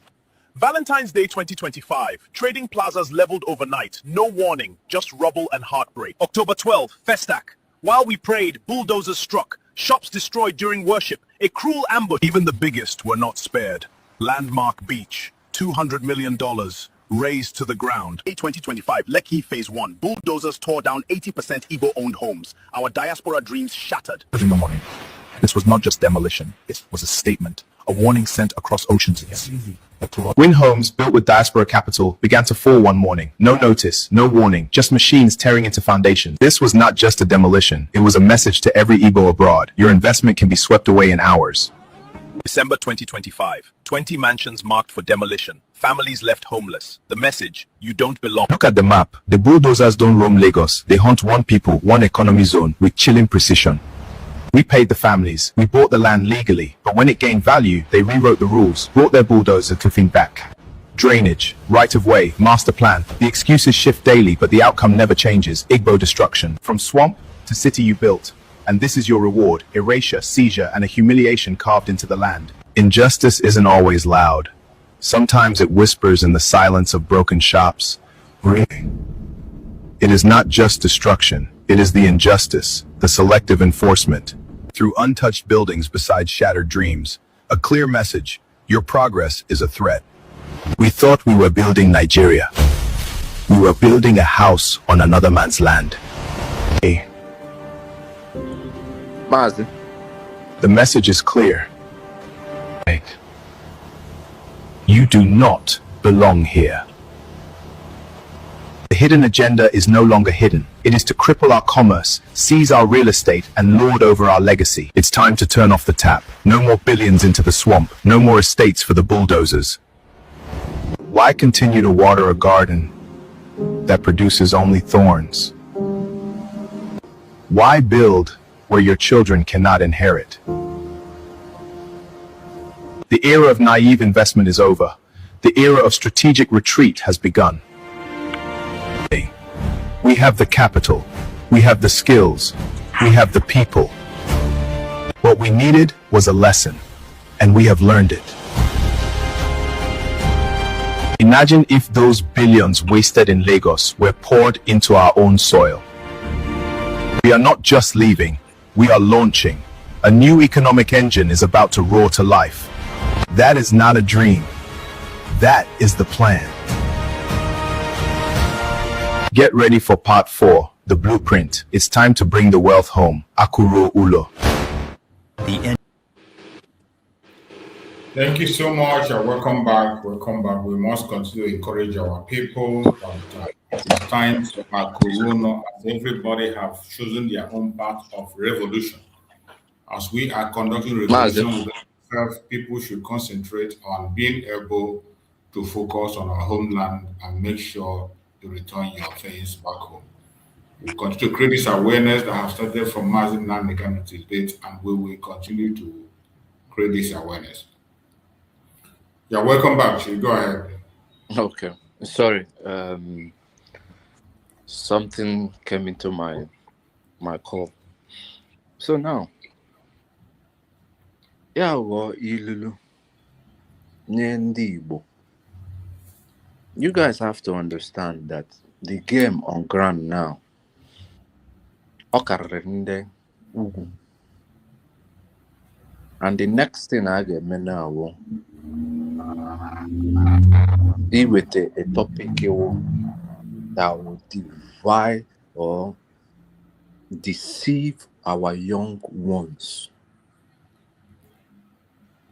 especially our Nollywood them. It has already started.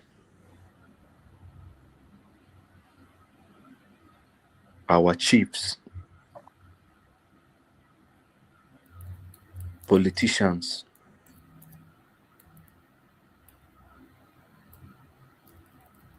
ha pụta ha kwuo nke ha ga-ekwu. Ndị ga-eburu ya, their agent ga-ebu ya, eburu ya gawa social media. Most of us no ahapụ ihe anyị ga na-ege nonsense ndị ọzọ.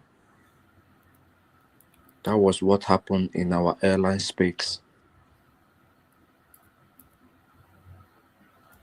Airline anyị okay mere increase from Lagos to Abuja. They increased the airline. Later on, they had chapter that now people know when they lose really hope na the airline. They're making a boot. Why are they doing it? Because one, most of our politicians, their hands are in kidnapping.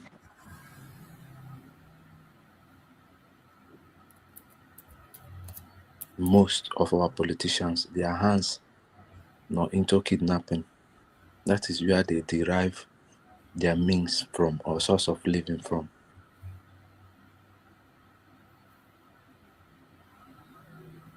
Again, onwere ihe m chọrọ ikwu, nkwucha ya, ama hapụ gị nwa ka gị nwa mee gịnị ka idoo ha anya.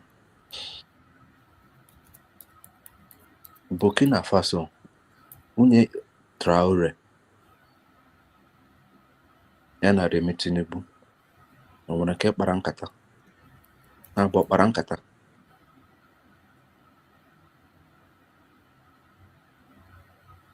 Ọ bụrụ yes, m ga-like ka ndị by they should dig out what they discussed. Gbaa nkata na ebe ka akpara nkata m. Ọ ya ka m ji gwa gị that na ọnụ ihe nwere mmadụ na Burkina Bay. Ọnụ ihe nwere mmadụ na Burkina Bay, a journalist. Yetala, kpọọ ha. They will give you all these feedbacks. Akpara nkata to the extent that I think one of the intelligence in Abuja or Aso Rock was trying to like cut the call and every other thing, but Remi Tinubu has already voiced out things in Nairobi, which is on taped.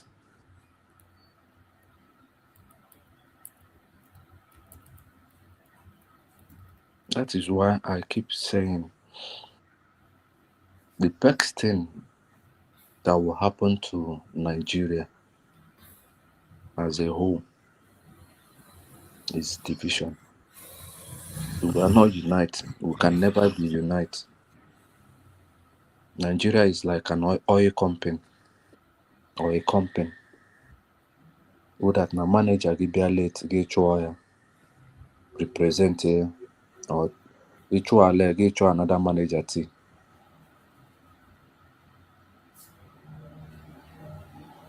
Guam na the whole world. A country was secular country.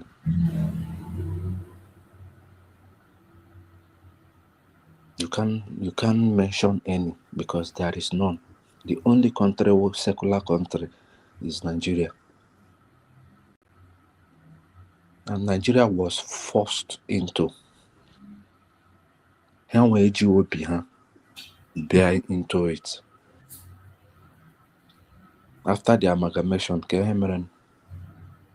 and they forced Nigeria. They elected or they selected people that claim to be our leader from A to Z.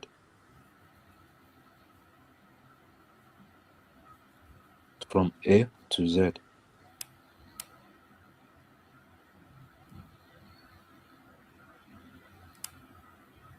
From 30th of this month,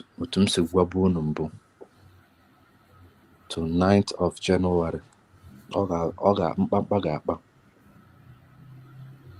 it's left for the people dosara n'ala.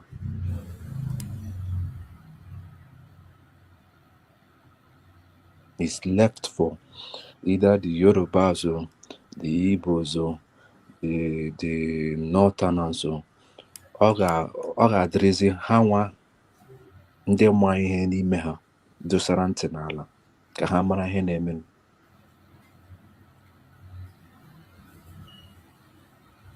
Maazị Nnamdi Kanu sentenced life to imprisonment.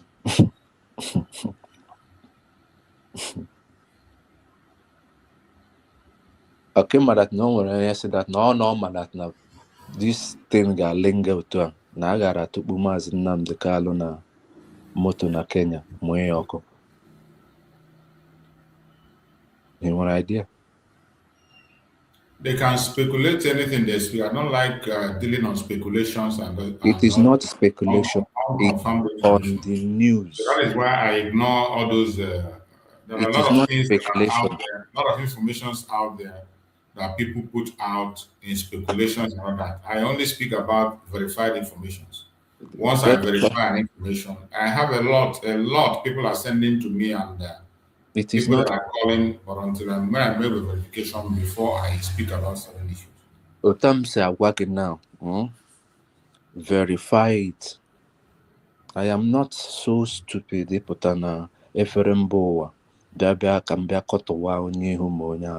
No. I told you guys long time ago. Yatala basara ndị West Nigeria. Onye ọbụla aba ma agbachi nkịtị. I have to leave. But now it is obvious that what I was saying has come. Tinubu signed a white paper with France.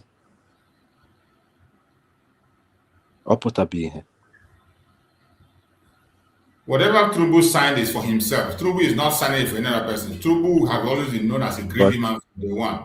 Even from when he took over Lagos State, the way he ran it, he wasn't running it for somebody. It was for himself and his family. Of course. His drug group is for himself and his family. That was the same way he bought over Nigeria. Signed whatever he signed without the consent of anybody. Taking decisions just with France without even taking decisions from anybody. So whatever is happening today now is something that he himself has get himself involved in with the Fulani people. Fulani is part of your problem. He decided to give himself up for it. Fulani is part of your problem. But the main problem, Awocha Fulani, you need to dig. For Kemana ebe mmiri si gbaa opi ụgbọgwụrụ. Onye ọbụla ka na-ajụ that question, onye ọbụla ka na-ajụ question ebe mmiri si weba n'okwu ọgịdị mmadụ onye ahụ should have to check his sense again. Because we know where our problem lies. We know where everything started. We know the foundation. We can't build nothing. We can't build something on nothing. That is it. A faulty foundation that is already there. Everything Nigeria is using, the strategies, everything is being planned by the British. So the false narrative they are using, every single thing, the statistics they are using are all false. They are all lies. All the statistics about Nigeria, they are all lies built by the British.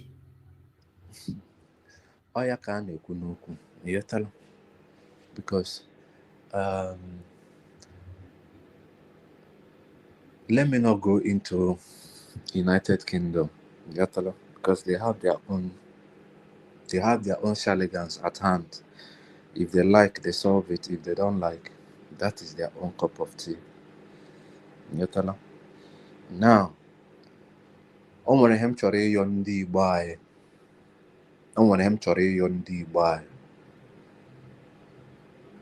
You know that na-apụtara bịa sị na a na-eme protest. The best protest we can do, onye ọbụla nọrọ n'ụlọ ya, onye apụtakwala ezi. I'm giving you people now an inside formation.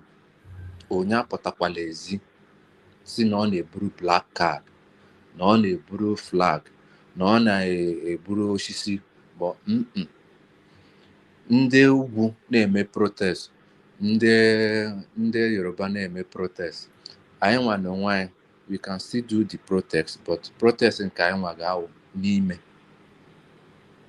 Ndị ga-apụta n'ezi ga-arụwa n'ezi, because they've already perfect the plan.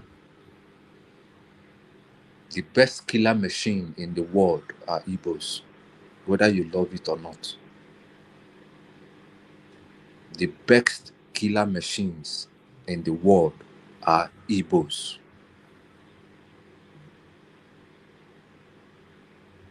And order Bella from above to Nigeria. It's better we do what? Cut them down before it overgrow. So the best thing to avoid them cutting us down, why am I making it? I ain't on email. Maybe sit at home. It's very easy to tell. But all that na amamihe ọ ga-ekwe n'anyị ka anyị mụrụ na nke emeburu eme. If the Igbos can decide to sit at home, forget about food or rent or whatever. Landlords and they sanction all of them for 2, 3, 6 months. Forget about it. When there is no money coming out from that particular aspect to the central table, let's see how it will work.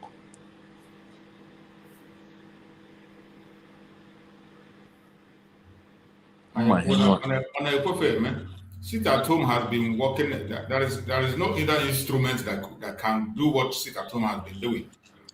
That is it. It doesn't have replacement. There's nothing to replace it with our situation in Nigeria today. But some of us, even some of us that claim to be in this struggle, they talk down on the sit at home. They ignore it, even when they have seen the effect of the sit at home. Many of us that are in this struggle even ignore it. They talk down on it. That is it. Because that is the greatest weapon. N'aka. Ọwụkwanụ bịa ka agbawa egbe ka ọ ka atụwa bọmbụ ọ ka egbuwe. Mba, I don't have worry about the bomb. What the heck they do? Just a very simple instruction and be disciplined. That's all. The best thing ime gịnị? Onye ọbụla nọrọ n'ụlọ ya. Ị nọrọ n'ụlọ gị. Ndị ọzọ apụọ. Because all of them are setting up. They've already set Igbo people up. A na-achọzi ka ha maa n'ọnya. Ịghọtala? A na-achọ ka ndị Igbo maa n'ọnya. But men looking at our Igbos, it won't work. Because we are 10 steps ahead of the Nigerian whatever. Then 7 steps ahead of people that put us together.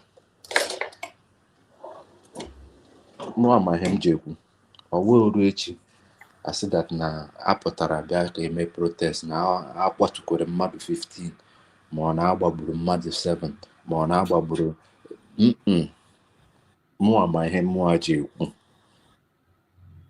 now international community, They've set eyes on Nigeria.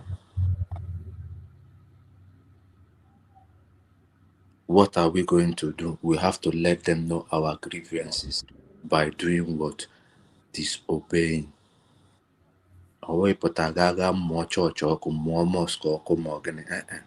Onye ọbụla nọrọ be ya. Ị nọrọ be gị for 3 good weeks. You hụ that na ihe niile change. A ga na-akpọzi onye ọbụla round table.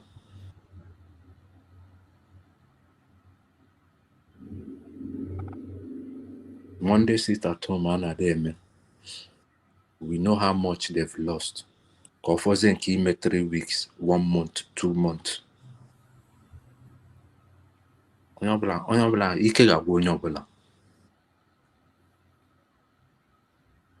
So Sachus, otu aka oshi ha m n'ọnụ, ama agbachi nkịtị na-egekwa ihe ego nwa na-ekwu. Then ọnwa otu isi tụtakwa ebe ị ga-atụta. I'll still open up some certain worms in the can.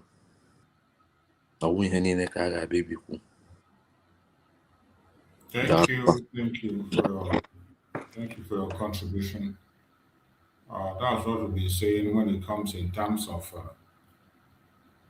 what to do at this very critical point in time with the kind of tyrant we are facing in Nigeria. You know, we are facing a government that has no conscience.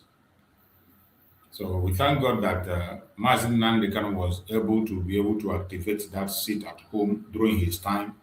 We used it. It was very effective during the time of Mazin Nandekan. After so many protests and there was mass killing of Biafrans, we had no choice than to adopt the seat at home. And from that very time onwards, the mass killing of Biafrans in the name of protests stopped. So in several locations, we saw what happened in the head bridge, that one of the idiots that superheaded the head bridge on is now attacking Mazen Nandekan. Meanwhile, he was the one that superheaded the massacre of Biafran people then. But today, go to his platform, he's talking rubbish there. The one that happened in Aba happened. Mazen Nandekan gave the order. No more protests in Biafra land except sit at home. Mazen Simon Ekpa came on board and upheld that same strategy. No sit at home whatsoever. No protest. No protest in Biafra land. If you want to protest, you can protest abroad, wherever you are. Protest there. But in Biafra land, nothing like protest. How can somebody protest in a country where you see that people that are even protesting for better Nigeria? You saw what happened to them in South. People who are singing their national anthem and raising flag. They were murdered in cold blood. How much more? People who were protesting for end the bad governance. Most of them are still in prison today. NSAS victims are still in prison today. Some of the bad governors were just released a few days ago and they were celebrating. Imagine.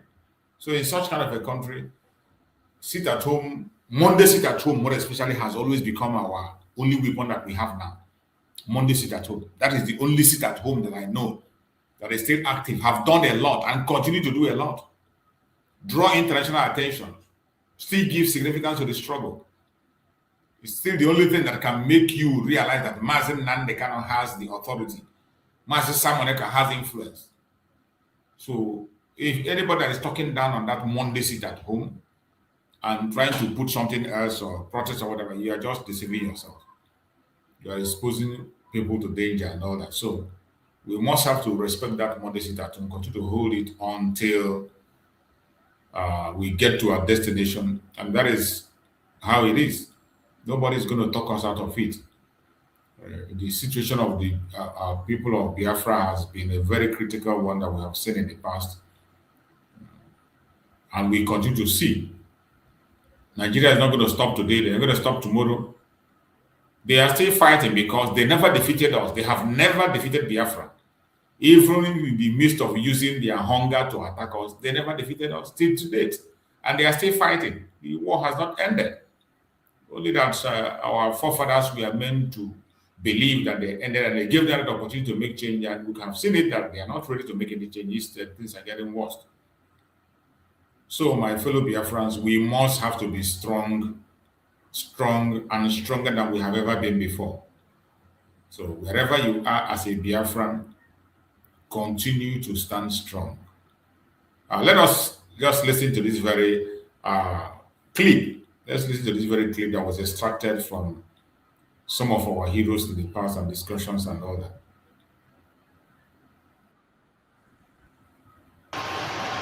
Nigeria did not defeat us. When you defeat a people, two things happen.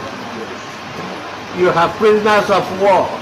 Nigeria till date cannot tell you that there's 1, 2, or 3 prisoners of war because there was none. Nigeria did not ask us to return our weapons. Everybody went home with their weapons. At the same time, Nigeria did not ask us, oh, sign for us that you will not answer Biafra anymore. When the military has got hold on the country, our elders that asked for the war to be stopped had already gone out. While they were out, the senior military officers like us were told to remain under house arrest. The person that is speaking on this very video is Achuzie, one of the Biafran soldiers during the Civil War. He's the one that is speaking. So you can know where the information is coming from. He participated fully in the Civil War, one of the senior officers during the Civil War. Got hold on the country. Our elders that asked for the war to be stopped had already gone out. While they were out, the senior military officers like us were told to remain under house arrest so that no careless bullet can hit any of us and be attributed to Nigerian army. We agreed. We thought it was a friendly gesture. Instead, it wasn't. It was tyrannically exhibited by making it that we were not collectively kept in one place. We were sent to different countries in the north. And when they were being released, each person did not know when the other was being released. The result, we ended up coming home to find a different Nigeria than what we went in. Nigeria had decided, because our elders who had money in the bank, their children suffered like every other children, took their children, got to the bank in Lagos, Kaduna and those places, took money, flew out. Nigeria felt, oh, these people are getting back into their usual position. The first thing is cut down on them, block the finances. The result is 20 pounds for whatever, even if you have millions. All has gone.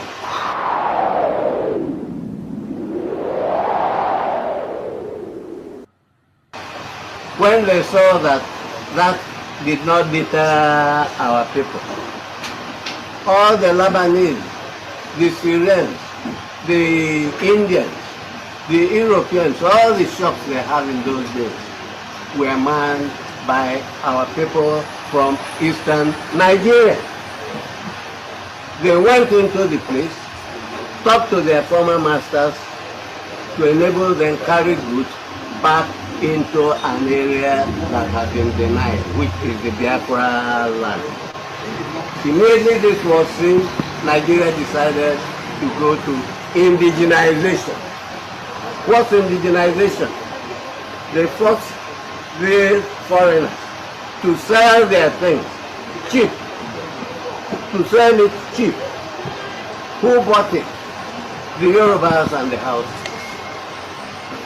The Southeasterners have no money to buy them. We resorted to go and collect rents because all the major houses that people can occupy belong to our people. they turned it, decreed it to be an abandoned property. You can see that if we have to take Nigeria to court, we have a lot to say. Yes, sir. And if we go into international fora, they will not escape the punishment. What we are fighting for is our identity. To say that nobody has the right to deny us the name. You see, the explanation of Achuzie here is very, very clear. For some idiots who doesn't understand why it is necessary that we do what we are doing today, or why the Biafrans are angry and continue to pursue their freedom, you wouldn't understand until you pay attention. The man that spoke now is somebody who was present, active participant in the Civil War, a senior army officer, Achuzie, a senior Biafran military. You see how he explained what brought about even the 20 pounds. That after the Civil War, the Biafrans, they were very rich. Some of them who were very rich there, those who were very rich, began to fly their children abroad to acquire better education, to fly their children abroad and take their people out. And when they saw that, Nigeria saw it as a danger. What did they do? They sliced all the money they have in the bank and resorted to that 20 pounds. This is what brought about the 20 pounds. They took away all the money they had because they said people were going back to withdraw their money, but to start out their life, many of them flying their children abroad. As if that is not enough, people went back to the people they were doing business before. Businesses, big businesses who were owned in that Nigeria that then were owned by Lebanese, by Indians and all that. And their main agents that are distributors are the Biafran people. Then people went back to their boss to get goods to distribute and come back again and to start up their life. Nigeria also saw that it will help us to rise. They introduced indigenization to take away the businesses, the companies from the real owners and transfer it over to other people. And when they play this indigenization for the forceful transfer of businesses, they know that the Igbo people has no finance to buy shares or to take over this business or to buy this business for the foreigners. So in that process, the people that had money to purchase was only the Yorubas and the Hausas. This is how the billionaires you see today in the southwest and the north, this is how they made their money. This is how they came up and became in charge. Our people had no money to compete during that time. So the businesses were transferred to them. There's another one he explained how they treat them and told them that at the end of the war, that they want to secure all of them, keep them outside Biafra land so that the militaries will not attack them because they are the senior officers in Biafra Civil War. That to keep them secure so that Nigerian military officers will not attack them, they should take them out to far places and put them. And that was a strategy to separate them from each other so they cannot stay together and plan or know what is going on. They separated them, they put them in different places, detention centers in the north. They were all scattered. But at the end of the time, after they must have finished all their master plan and released them, he said they came back and they made a different thing altogether. They could not even be able to call the Biafrans together. They could not be able to reach out to the younger officers who were working under them. Now you see how they successfully destabilize, like some idiot who will be telling that the Biafra is dead. Idiots who will tell you that this is Achuzie speaking, a senior military officer. But some clowns will come and tell you, oh, Biafra is dead, Biafra surrendered. Oh, Ojukwu told you the Biafra is dead and buried. Oh, Ojukwu said there's nothing like Biafra anymore. And when they say that, some clowns continue to repeat that thing and carry it around. If you have time, go and play this video over and over and over again and listen to what Achuzie said. All these videos, old videos, are very important. It reveals a lot of things. a lot of lessons. That when some of them come today and tell you, oh, you were not born the Civil War, why are you talking about Biafra? You were not there during the Civil War. How old are you? Why are you not talking about the issue of Biafra? They say you were not born during the Civil War. All these are rubbish and nonsense. You don't mind them. You continue to focus because you know what you're fighting for, self-determination. And we have every right to fight. Were we defeated? We are not defeated. Did we lose? Of course, we lost a lot. We lost a lot. And just like he said, there is no Biafran prisoner anywhere that they are holding. They did not take our weapons, and there was nothing signed and say that you must not mention Biafra anymore. This is actually speaking. But today, they criminalize Biafra. When you talk about Biafra today, they see it as a grievous crime.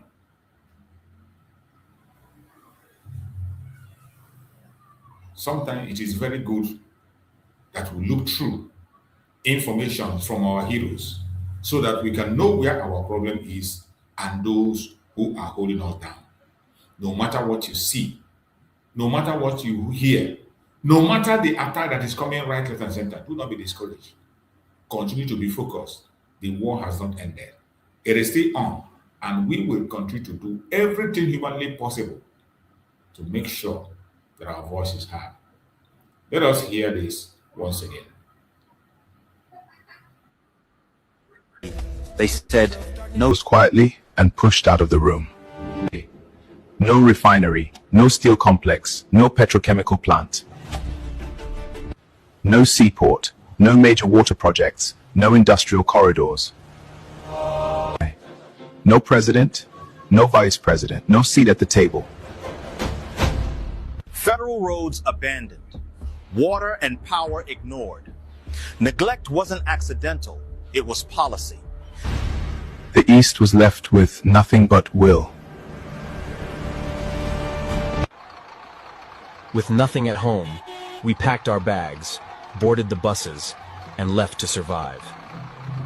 From Lagos to Kano, Jos to Port Harcourt, anywhere we could start again, we went. Their ambition remained uncontained. From ashes, they rebuilt. From the cold ashes of war, we didn't just survive. We rebuilt an entire economic engine from scratch. They tried to lock us in, yet they forgot about one thing. Our ambition is a force that cannot be contained. Our rejection became our fuel. Every obstacle became a workshop where we forged our own miracles. Every closed door we faced, every barrier erected, only forced us to find a window or break down the wall. in the workshops of Unewi, cold steel answered the call, turning scrap metal into the parts a nation needed. They built an automotive empire on their own backs, supporting a nation that dared not support them. The bustling lanes of Aba, thousands of machines stitched a new future, thread by thread, hour by hour. They mended the fabric of a society the world tried to tear apart, creating quality from sheer will. Yet the East rose. Historians call it the miracle. We didn't ask for permission to rise. We rose because it was written in our blood, driven by destiny. We created a parallel economy, a system of trust and trade that required no validation from the capital. Exile became our greatest expansion. We took our struggle and turned it into wings. The scattering of our people was not a defeat. It became a global web of influence and power. We will take over their business, destroy their properties, and spoil their reputations. The hidden agenda, the success. Watch out for part 3, the hidden agenda. The engine was stolen. But this story has only just begun. Presented by Mabrig Research System. Welcome back, my fellow Biafrans. Every information is important at this very point in time. All we need is as much as encouragement as we desire is what we need. And we need to be voicing out any place where you find yourself. You must speak out and speak out louder. Don't allow anybody to withhold your voice. Don't allow anybody to talk you down. Continue to air your opinion wherever you are. More especially, speak in a manner that is going to attract international presence It is very important because at this point in time where we find ourselves, the hidden agenda is no longer hidden. It is very, very clear. It is very clear. The takeover of Nigeria is almost 90% complete. So I pity those of them who think that the Biafrans are their problem, the Igbo people are their problem, even when they know there are serious issues that are much more greater than what they are looking at. They never pay attention. I still say it that the Biafran people, we are much more prepared than any other people. If there are any other people that can survive every situation, it is the Biafran people. We have survived for a very long time, and we will continue to survive. So regardless what you hear, regardless what you see, do not get distracted. Do not get carried away. Don't allow anyone to distract you. You must remain focused and you must remain consistent in whatever you are doing, in whatever you believe in. Consistency will always win the battle. It does not matter what the enemies are saying. They will try as much as possible to distract you. It will not be roses at all times. As long as you are part of this very struggle, it doesn't matter under which umbrella you are speaking. It doesn't matter who you are, who you support, your orientation, or whatever. If you are genuine and you know what you want, prepare for the battle. It is not going to be easy. It has never been easy, and it is not going to be easy. So every one of us must continue to stand firm. Do not shy away. Do not run away. The battle has just begun. More especially in this month of December, a lot is going to happen. A whole lot is going to happen. But I urge you to stand strong and stand firm wherever you find yourself. No matter what you hear, no matter what you see, remember our demand: self-determination. Self-determination is all we want. That is all we ask for. And we will never back down. We will never back down, no matter what the enemies are saying. No matter how they try to criminalize us, they try to criminalize self-determination.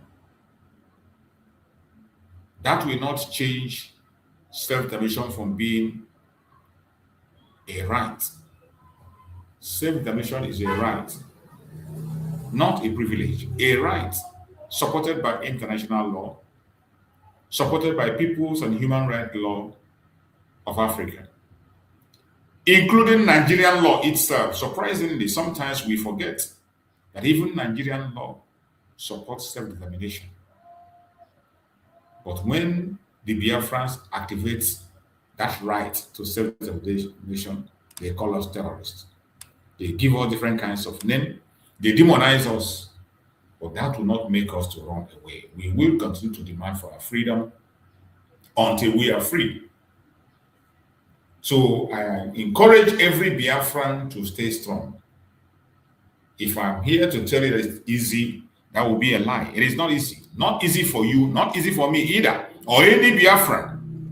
But these are sacrifices we have to make for us to get what we want. Continue to be strong and steadfast. Chukwu will see us too.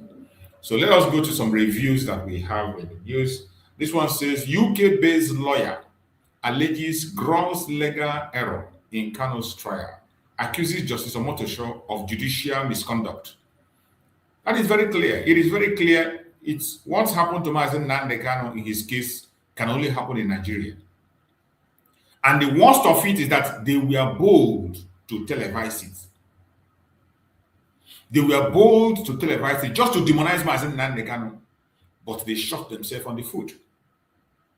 The whole world, we are watching the illegality in the case of Mazen Nnamdi Kanu. And that is why when I see some people who will say Mazen Nnamdi Kanu was not calm, attacking the character of Mazen Nnamdi Kanu, you're an idiot. If you're one of those attacking the character of Mazen Nnamdi Kanu, you're an idiot. What he wanted him to do is to fold his hand and not say a word. Why they drag him to the gallows? A man who was convicted with a repealed law. A man who, according to the law, that court has no jurisdiction to try him. At the last minute, they waive off the right of Mazen Nandekano for his last statement. It was waived off, denied of him. And in that same court, he was shouting before the press and the whole world, show me the law that gives you the right to take away my right to defense. Show me the law. Which law gives you that right to take away his right to the final speech? Show me the law under which you're trying me. Those questions were not answered. But yet, they televised it boldly and they went ahead and convicted Mazen Nandekan. And their press rejoiced. Go to their press and their platform. All you see there is blame on Mazen Nandekan. Attack the character of Mazen Nandekan, attack his personality. That is the only thing you can see in their own media. But we will not stop talking about that illegality. And the world is paying attention. I bet you the whole world, you are listening. They watch the illegality happen. And in a very short while, everything will be reversed. It's not going to be there. Just like Mazen Nandekan said, Omoto Show cannot jail him. Let him continue. So we must continue to stand strong and continue to pray for Mazen Nandekan for his safety and security wherever he is until he joins us very soon. This one said, former aviation minister Hadi Siriki escapes mob attack during palace visits in Katsina. Yes, it's a mob attack. When you don't have your people at heart, some of them are becoming reasonable. Only that when they come to religion, they begin to think like idiots. So this is what they're supposed to do. Minding them. Only when it when you put religion before them, they begin to act like idiots. If not, so many of them, they know very well that these people are not there for them. They're not there for them. A section of the country that have the richest man in Africa, yet they are the poorest region in the world. The poorest of the poor will be found in that area. Sad. NLC warns of alleged plots to disrupt nationwide protests, says any attack on protesters is terrorism. Mad people. Yeah, you're warning of alleged plot to disrupt. Is it today that you know that the government of the day always disrupt protests? Is it not what we are just talking about? Protesting in Nigeria is a suicide mission. So anybody who comes out should prepare for what the outcome. Who talked that one? Say any protest? No, I was just speaking. This one is NLC saying they say NLC warns of alleged plot to disrupt. Very, very stupid set of organization. Mazen Nandekan call them the most fraudulent organization in Nigeria. That's what he called them. They will come and make noise. You think they are serious? Once they call them now and give them some change, billions of dollars, they go back home. Not even billions, some crumbs. They will relax. Nigeria dangerously sliding into one-party state under APC, warns ex-Niger Governor Aliyu. Aliyu no where. I beg. Next one. These people are a bunch of idiots. Next one. And then I'm going NMDPR boss Farouk Ahmed push back against Dangote's corruption allegations, seek full probe. Imagine. Now their own cup of tea. It has nothing to do with us. These are idiots from the north. You can imagine this man paying $5 million for his children to study abroad in a year. Their school fees $5 million per year. For his children to study abroad. Imagine. What is his job? A civil servant. $5 million. Orube echekatoma majori no. Close the Alamajiri system completely and turn their life around. And look, let me tell you something, because but I forgot to inject it on my statement. Look, the imams, they know what is going on in terms of their majority. Even the Sultan of Sokoto, Of course, they know very well. what they do in terms of population, the youth non-Ugu nwere population ụmụazị.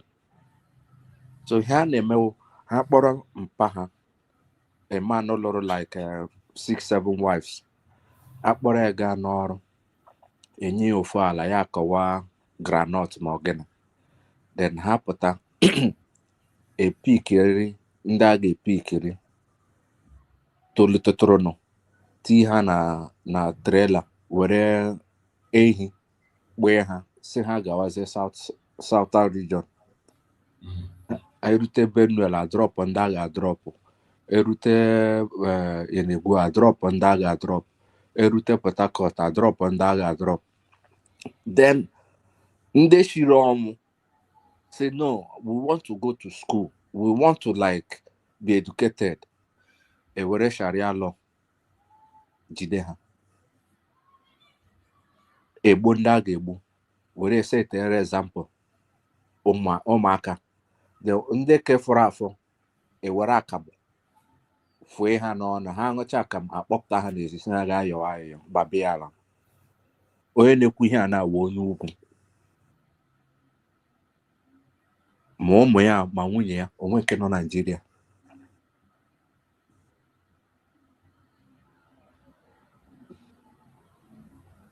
Ndị ara nwụrụ anwụ.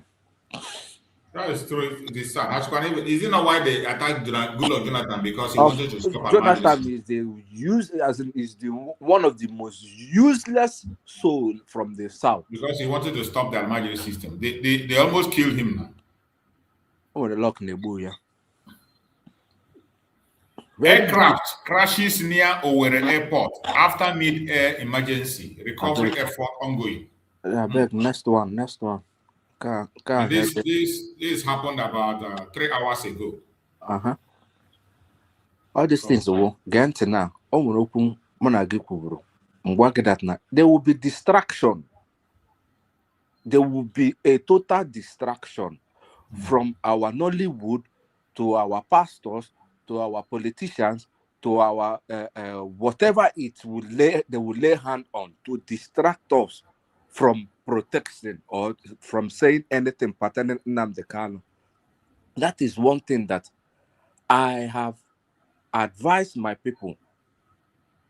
Onye ọbụla issue ma ebe ọ na-afụ ya ụfụ. Onye ọbụla issue dị tight ma ebe ọ na-afụ ya ụfụ. Ọwụ mmadụ ga-apụta gwa gị that na bọkụ na shoe gị na ebe a ka ọ na-afụ gị ụfụ. Ọwachi asị. Let's carry on, please. Trump imposes fresh travel ban on Nigeria. Cites terrorism. Visa overstay in US. I'll chapter late.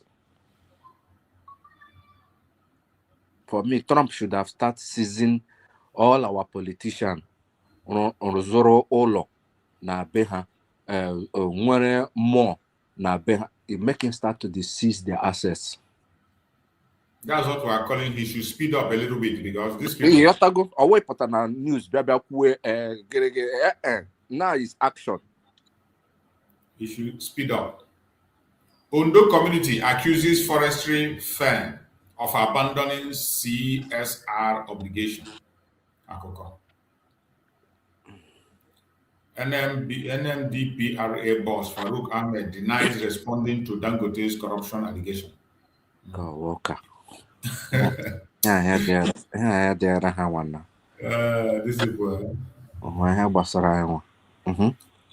and those people are all these are our resources that they are fighting for. Both this Dangote and this is brother. Let me tell you something. His brother is the MD of National Petroleum, whatever. Not resources in Biafra land. The people that own the resources, including these ones that are claiming Nigeria data, whatever. Let me tell you. Imagine that a Fulani man that doesn't have one single oil well in his own state completely. He's the one using the money of the oil to train his children. 5 million per year. Meanwhile, the area where that oil is coming, they don't even have a school. No road, no light. Gente, Sachus, Massachusetts, Gente. Did you know what is Nigerian problem? The North has natural resources. They have minerals in the North. But one problem is that they don't have a sea direction. Ndugu, ha nwere sea, ha je convert their natural resources, ship boy out. And by now, I gotta like Nigeria because most of them know amara that now the younger generation, then they checkmate the elder ones now. Ono hendugu nwere mmiri. I get dredge aha ofuma. They for don't divide the country. But if they divide the country now, there is no seaport. There won't be any dredger, whatever. Because here Baraha Oburuburu with other countries.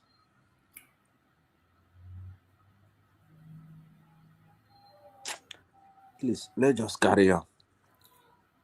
President Tinubu holds last night talk with NLC leaders ahead of nationwide protests. That was Waiting to talk now. You don't really hold meeting with them. Of course, now. The next one where you go here now, we say the protests have been cancelled. Not even cancelled. Gente. They want to use. See, I want Igbo ama value. Igbo wo. The rising sun wo. I want Igbo. I am the value. All I am a value. Igbos are the greatest killing machine in the whole wide world. And I'm a Wagisiga Walonyozo. Igbos are the greatest killing machine in the whole wide world.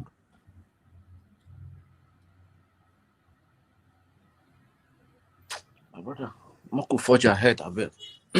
Nigeria set to buy 24 Italian fighter jets in 1.2 billion deal, biggest purchase in West Africa. Oh, well, now I beg next one, please. On the songs now. No, they think if we hear them, we go home, clap for them, or we go wrong. Don't be so then go back to with the current jet. We want to buy where is it? They can't give Fulani now. Now this one they never carry give Fulani. U.S. lawmaker says radical Islam behind killing of thousands of Christians in Nigeria. Is it true? Please, next one. All these things are distracted. All these things are distracted. Senior Staff Association backs NLC nationwide protest over insecurity. Make them go do the protest. But the Honaiwa wundi Igbo. Oseti onye ọbụla nọ n'ụlọ ya. N'aha Chineke. Kama ọ were ga-achọ nchanwụ ya na olugbo afụọ ya ịfụcha ya ga-enwewa mmiri ya nọrọ n'ụlọ gị tawa agba ilu. Dana ịpụta si na ị na-abịa ime protest. Onwe otu ndị Igbo si pụta a ga-akwatu ha niile. They've already, the order from above have already given Nigeria. Thank God they played this old video. He played. I don't even know that you have it. Before I do anything, we don't know the value we have. We don't know the value of Gimwapatan, Gisni Wonibo. Nena so the language. You ate the food, you know the clothes. Because you say it here, only a black bataraka, no. The plan of you hear me at a tiger base. No worry. Tiger Base is those people are just these people are just laughing. These people are just laughing. Ihe mere na Tiger Base. Onwere pause emepere. But I won't come say it because I've not verified it very well. Onwere pause emepere. I ebuzo gawa prison by the Tiger Base investigation service, if has women, the last one has said as well delegates from all parts of the country. They went there and they first of all begin to praise the man as a good cop. These are the things we are talking about because one, they cannot mix with our heads. Most of our very shameful investigation. You went to investigate a man. You went there. You first of all begin to praise him as a good cop, the best cop you have ever seen. After praising him, then you say you now want to inspect my food. No, my brother.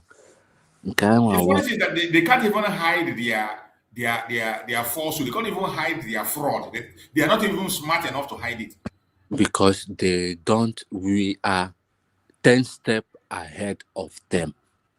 Once it's in Nigeria, ndị Igbo, forget about ahụ ha na-ata eme ndị Igbo ha na-ata.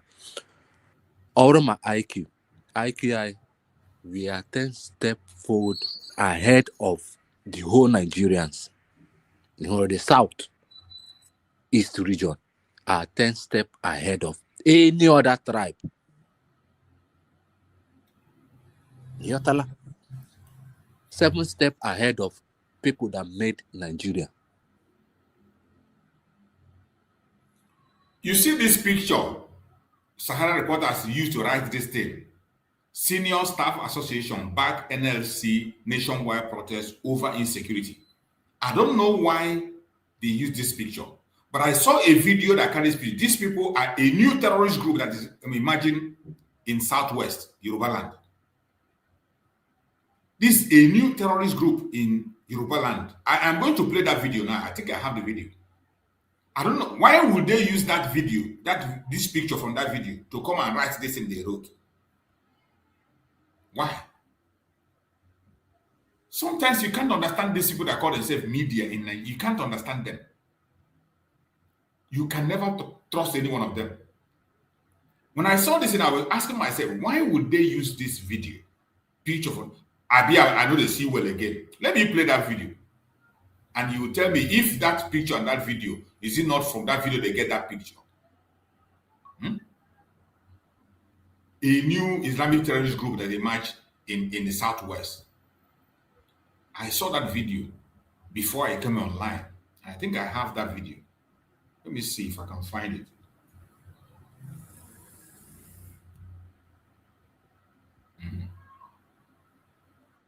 القرآن وسنة شعارنا الإسلام تمكين.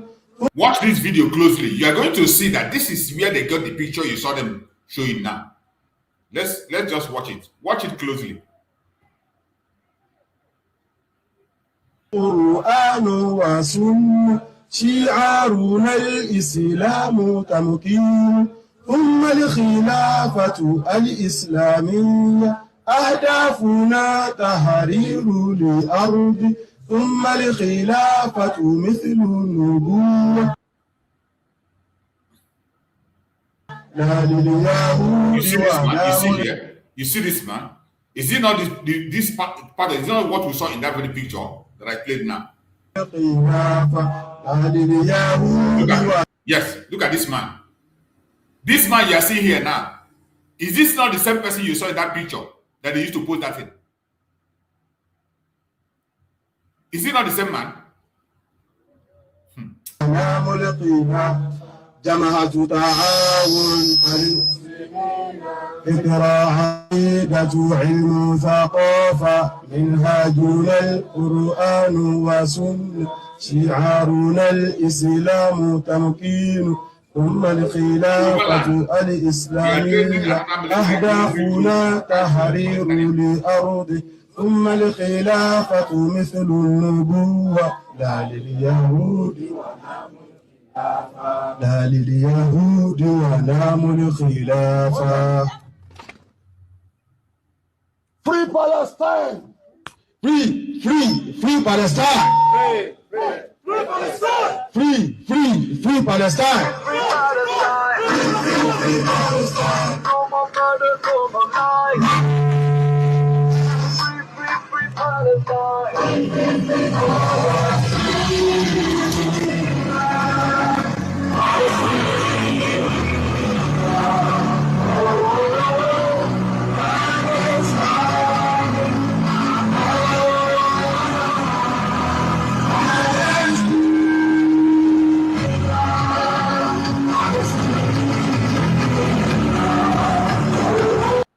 You see? Just look at this place. So is this not the same thing with that very video? With that very, what do you call it? That very thing I saw there now. Is it not the same thing?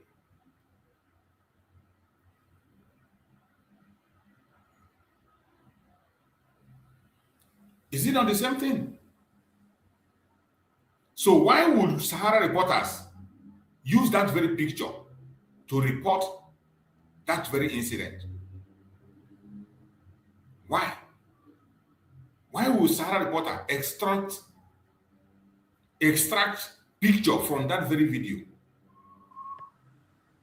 Look at it. Why would Sahara reporter extract picture from that very video?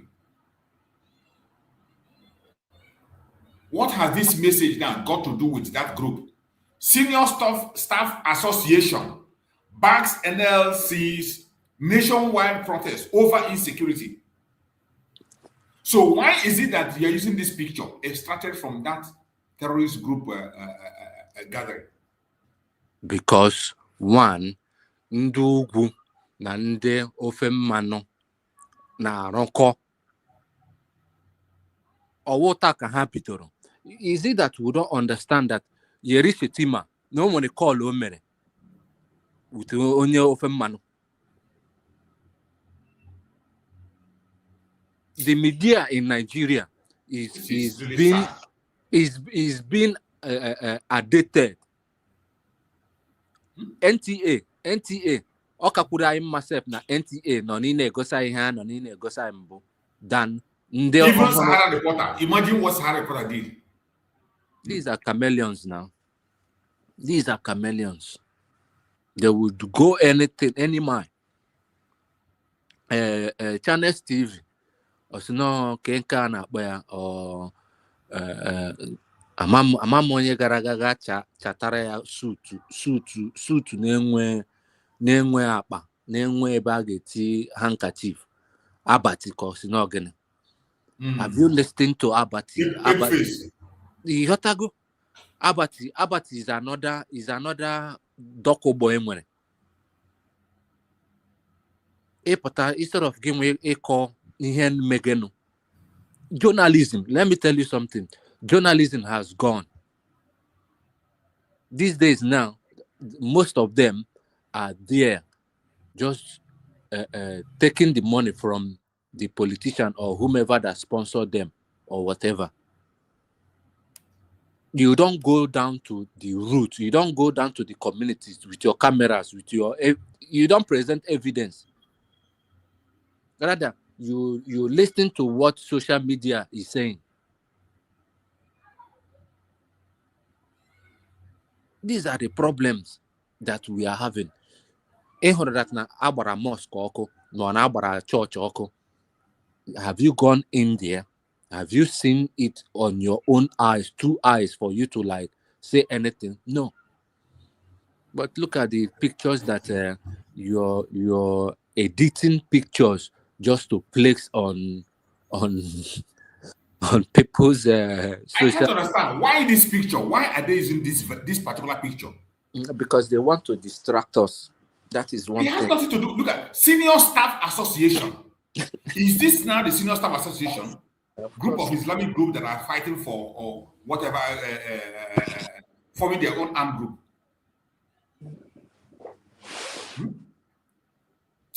Oh God. God have mercy. God have mercy. Secret police DSS arrest Osun-based Islamic cleric over free Palestine protest. Nke a wụ just nọ ka e were mee entice ndị southern region. Is it not the same? Is it not this same man they use here? This same man they use, maybe they see this same man they used to present the NLDC. Now secret police DSS arrest Osun-based Islamic cleric over free Palestine protest. These people, Nigeria.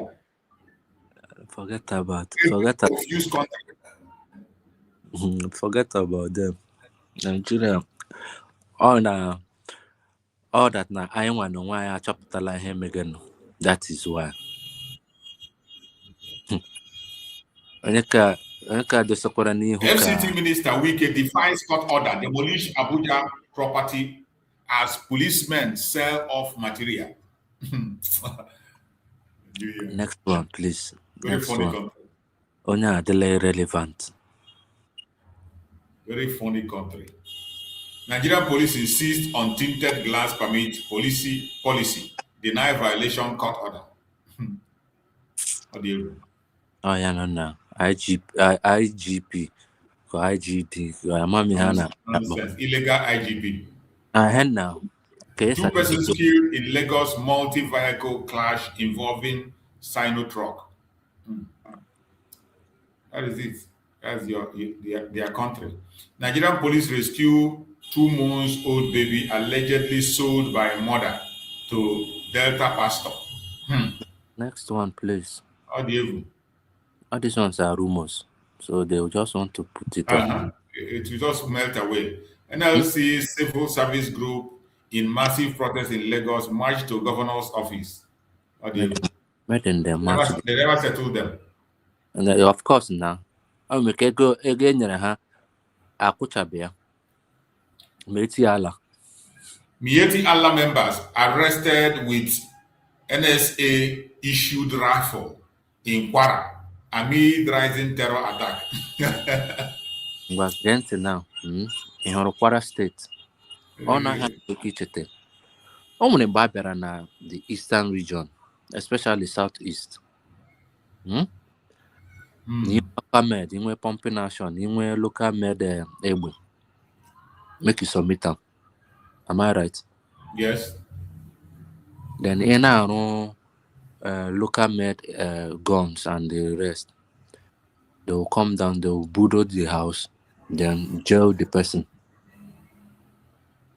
Now, could you believe that Nakwara Ugwu or no one import from Russia for 25 good years?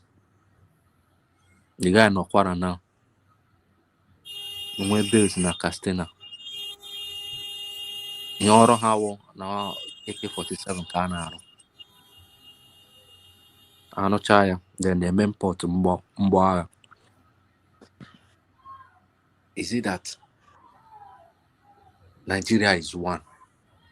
Ị na-akọ ndị side a ihe ha ji chere onwe ha. Gị nwa kpọrọ ndị ga-akpọ bịakwute side nke gị nwa ọrụ nwa ihe ga na-arụ. But the public mass, they don't understand what is going on. They don't understand. They just keep listening to the politicians. Politicians know that now. If he said today, tomorrow, all of them get jets where they go fly off. If they don't get private jet, member arrested with NSA issued rifle. How do you? I beg the next one, please. Let's just keep going. Diego, I think that's all we have for today, and we will continue to follow up. And whenever we see something else, this is a very interesting time, more especially in Christmas period. We know that a lot is going to be happening. Any place you are in Biafra and as a Biafran, please stay safe. Stay safe. Wherever you are, stay safe. if there is nothing important for you to travel, it's better stay where you are. Stay where you are. There is no need running from from one place to the other. Not now. Yes. Not now. Tension in Abuja, Rivers Park Estate, as firm backed by CAC Register General Block Road. It's a very, very critical time. If you have nothing to do outside, better stay. Don't try to reach World Cup from back door. This one, sports. So, my fellow Biafrans, we must continue to pay attention to what is happening. Do not get distracted. Don't be deceived. Continue to stand strong, and I believe by the special grace of Chukwu, we shall overcome all the challenges. It's a very interesting time, and this time that the world is paying attention, we have to use this opportunity that we have and use it wisely. I appreciate everyone that have joined us as we round up on the program. My brother, give us your closing remarks so that we can round up the program. Oh, Masichi, thank you very much. I don't have much to say, but the little I have to say is the young Igbo youth. As na dibịa na-agwọ ọgwụ anya a na-emetụ ụzọ aka.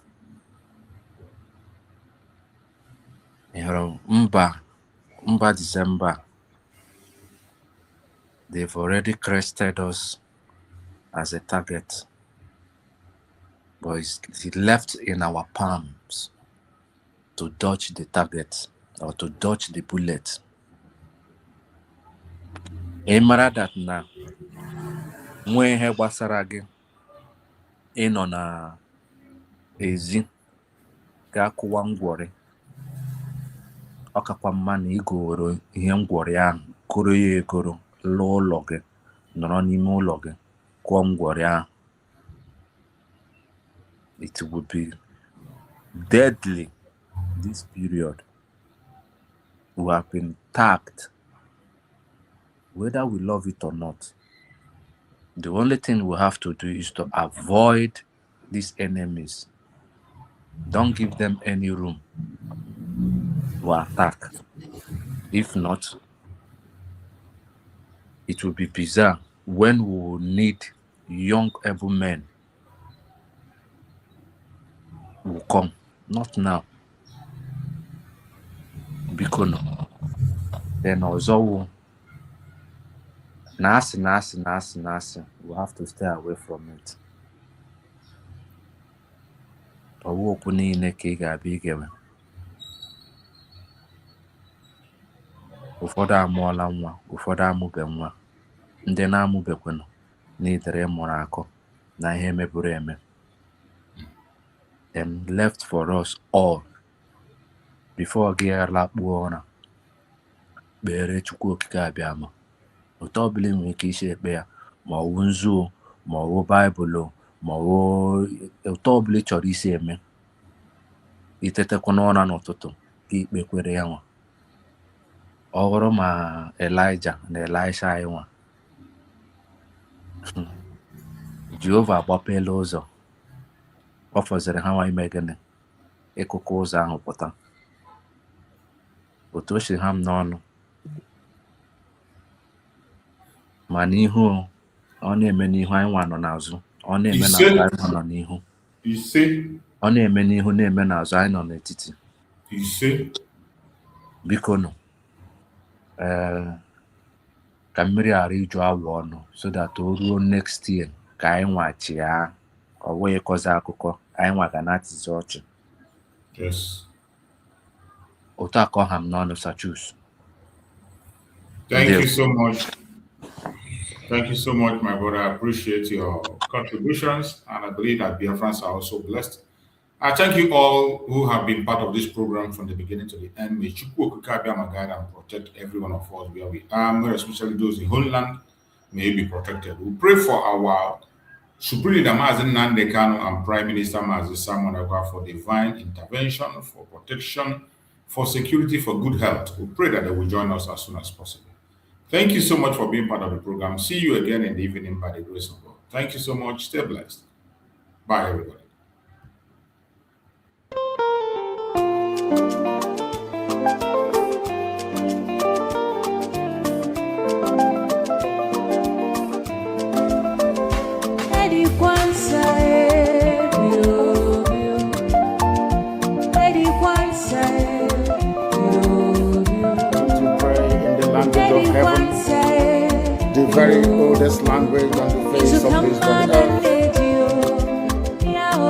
nke abịa mapụ ihe niile Chineke na oge ndị nsọ na-efewe na isi ala niile anyị na-agọzi aha nsọ ya mgbe niile onye anyị na-aja mma wee anyị anaghị efe arụsị ọ bụ naanị gị onye kere ihe niile ekere eke ma ọ onye kere ya ọ bịa mere ndị ndị nsọ na-akpịrị ha na isi ala ndị ọbụladị ndị okenye ụlọ abụọ na ndị na-atụ mkpụ ọla edo na ha na-esi nsọ n'ụtụtụ a ehihie abalị n'ụwa niile wee na-arịọ gị mma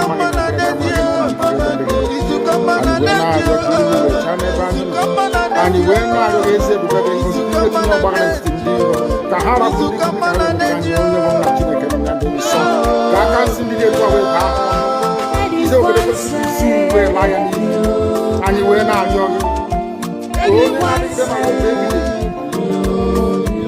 biko n'ike igwe mee ka Biafra wee dị ọsọ ọsọ na ụmụ ga adaba na anyị wee na-arịọ igwe na ịhụnanya nke pụrụ iche iwe etinye ụmụ ya ezi mmụọ nke anyị aka ajọ ihe ndụ anyị gọzie aha nsọ isi ala bulie aha nsọ n'elu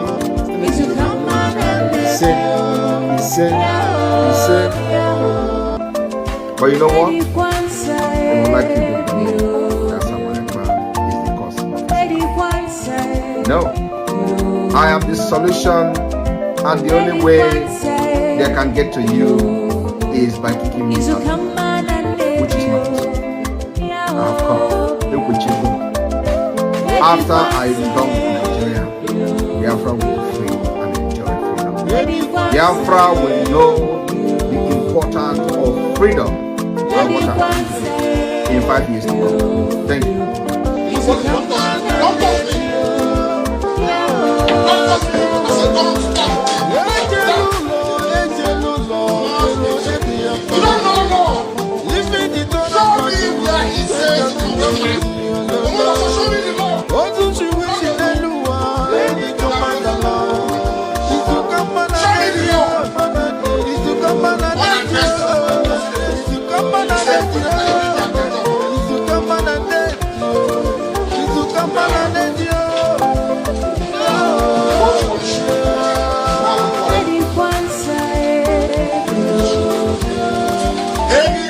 Any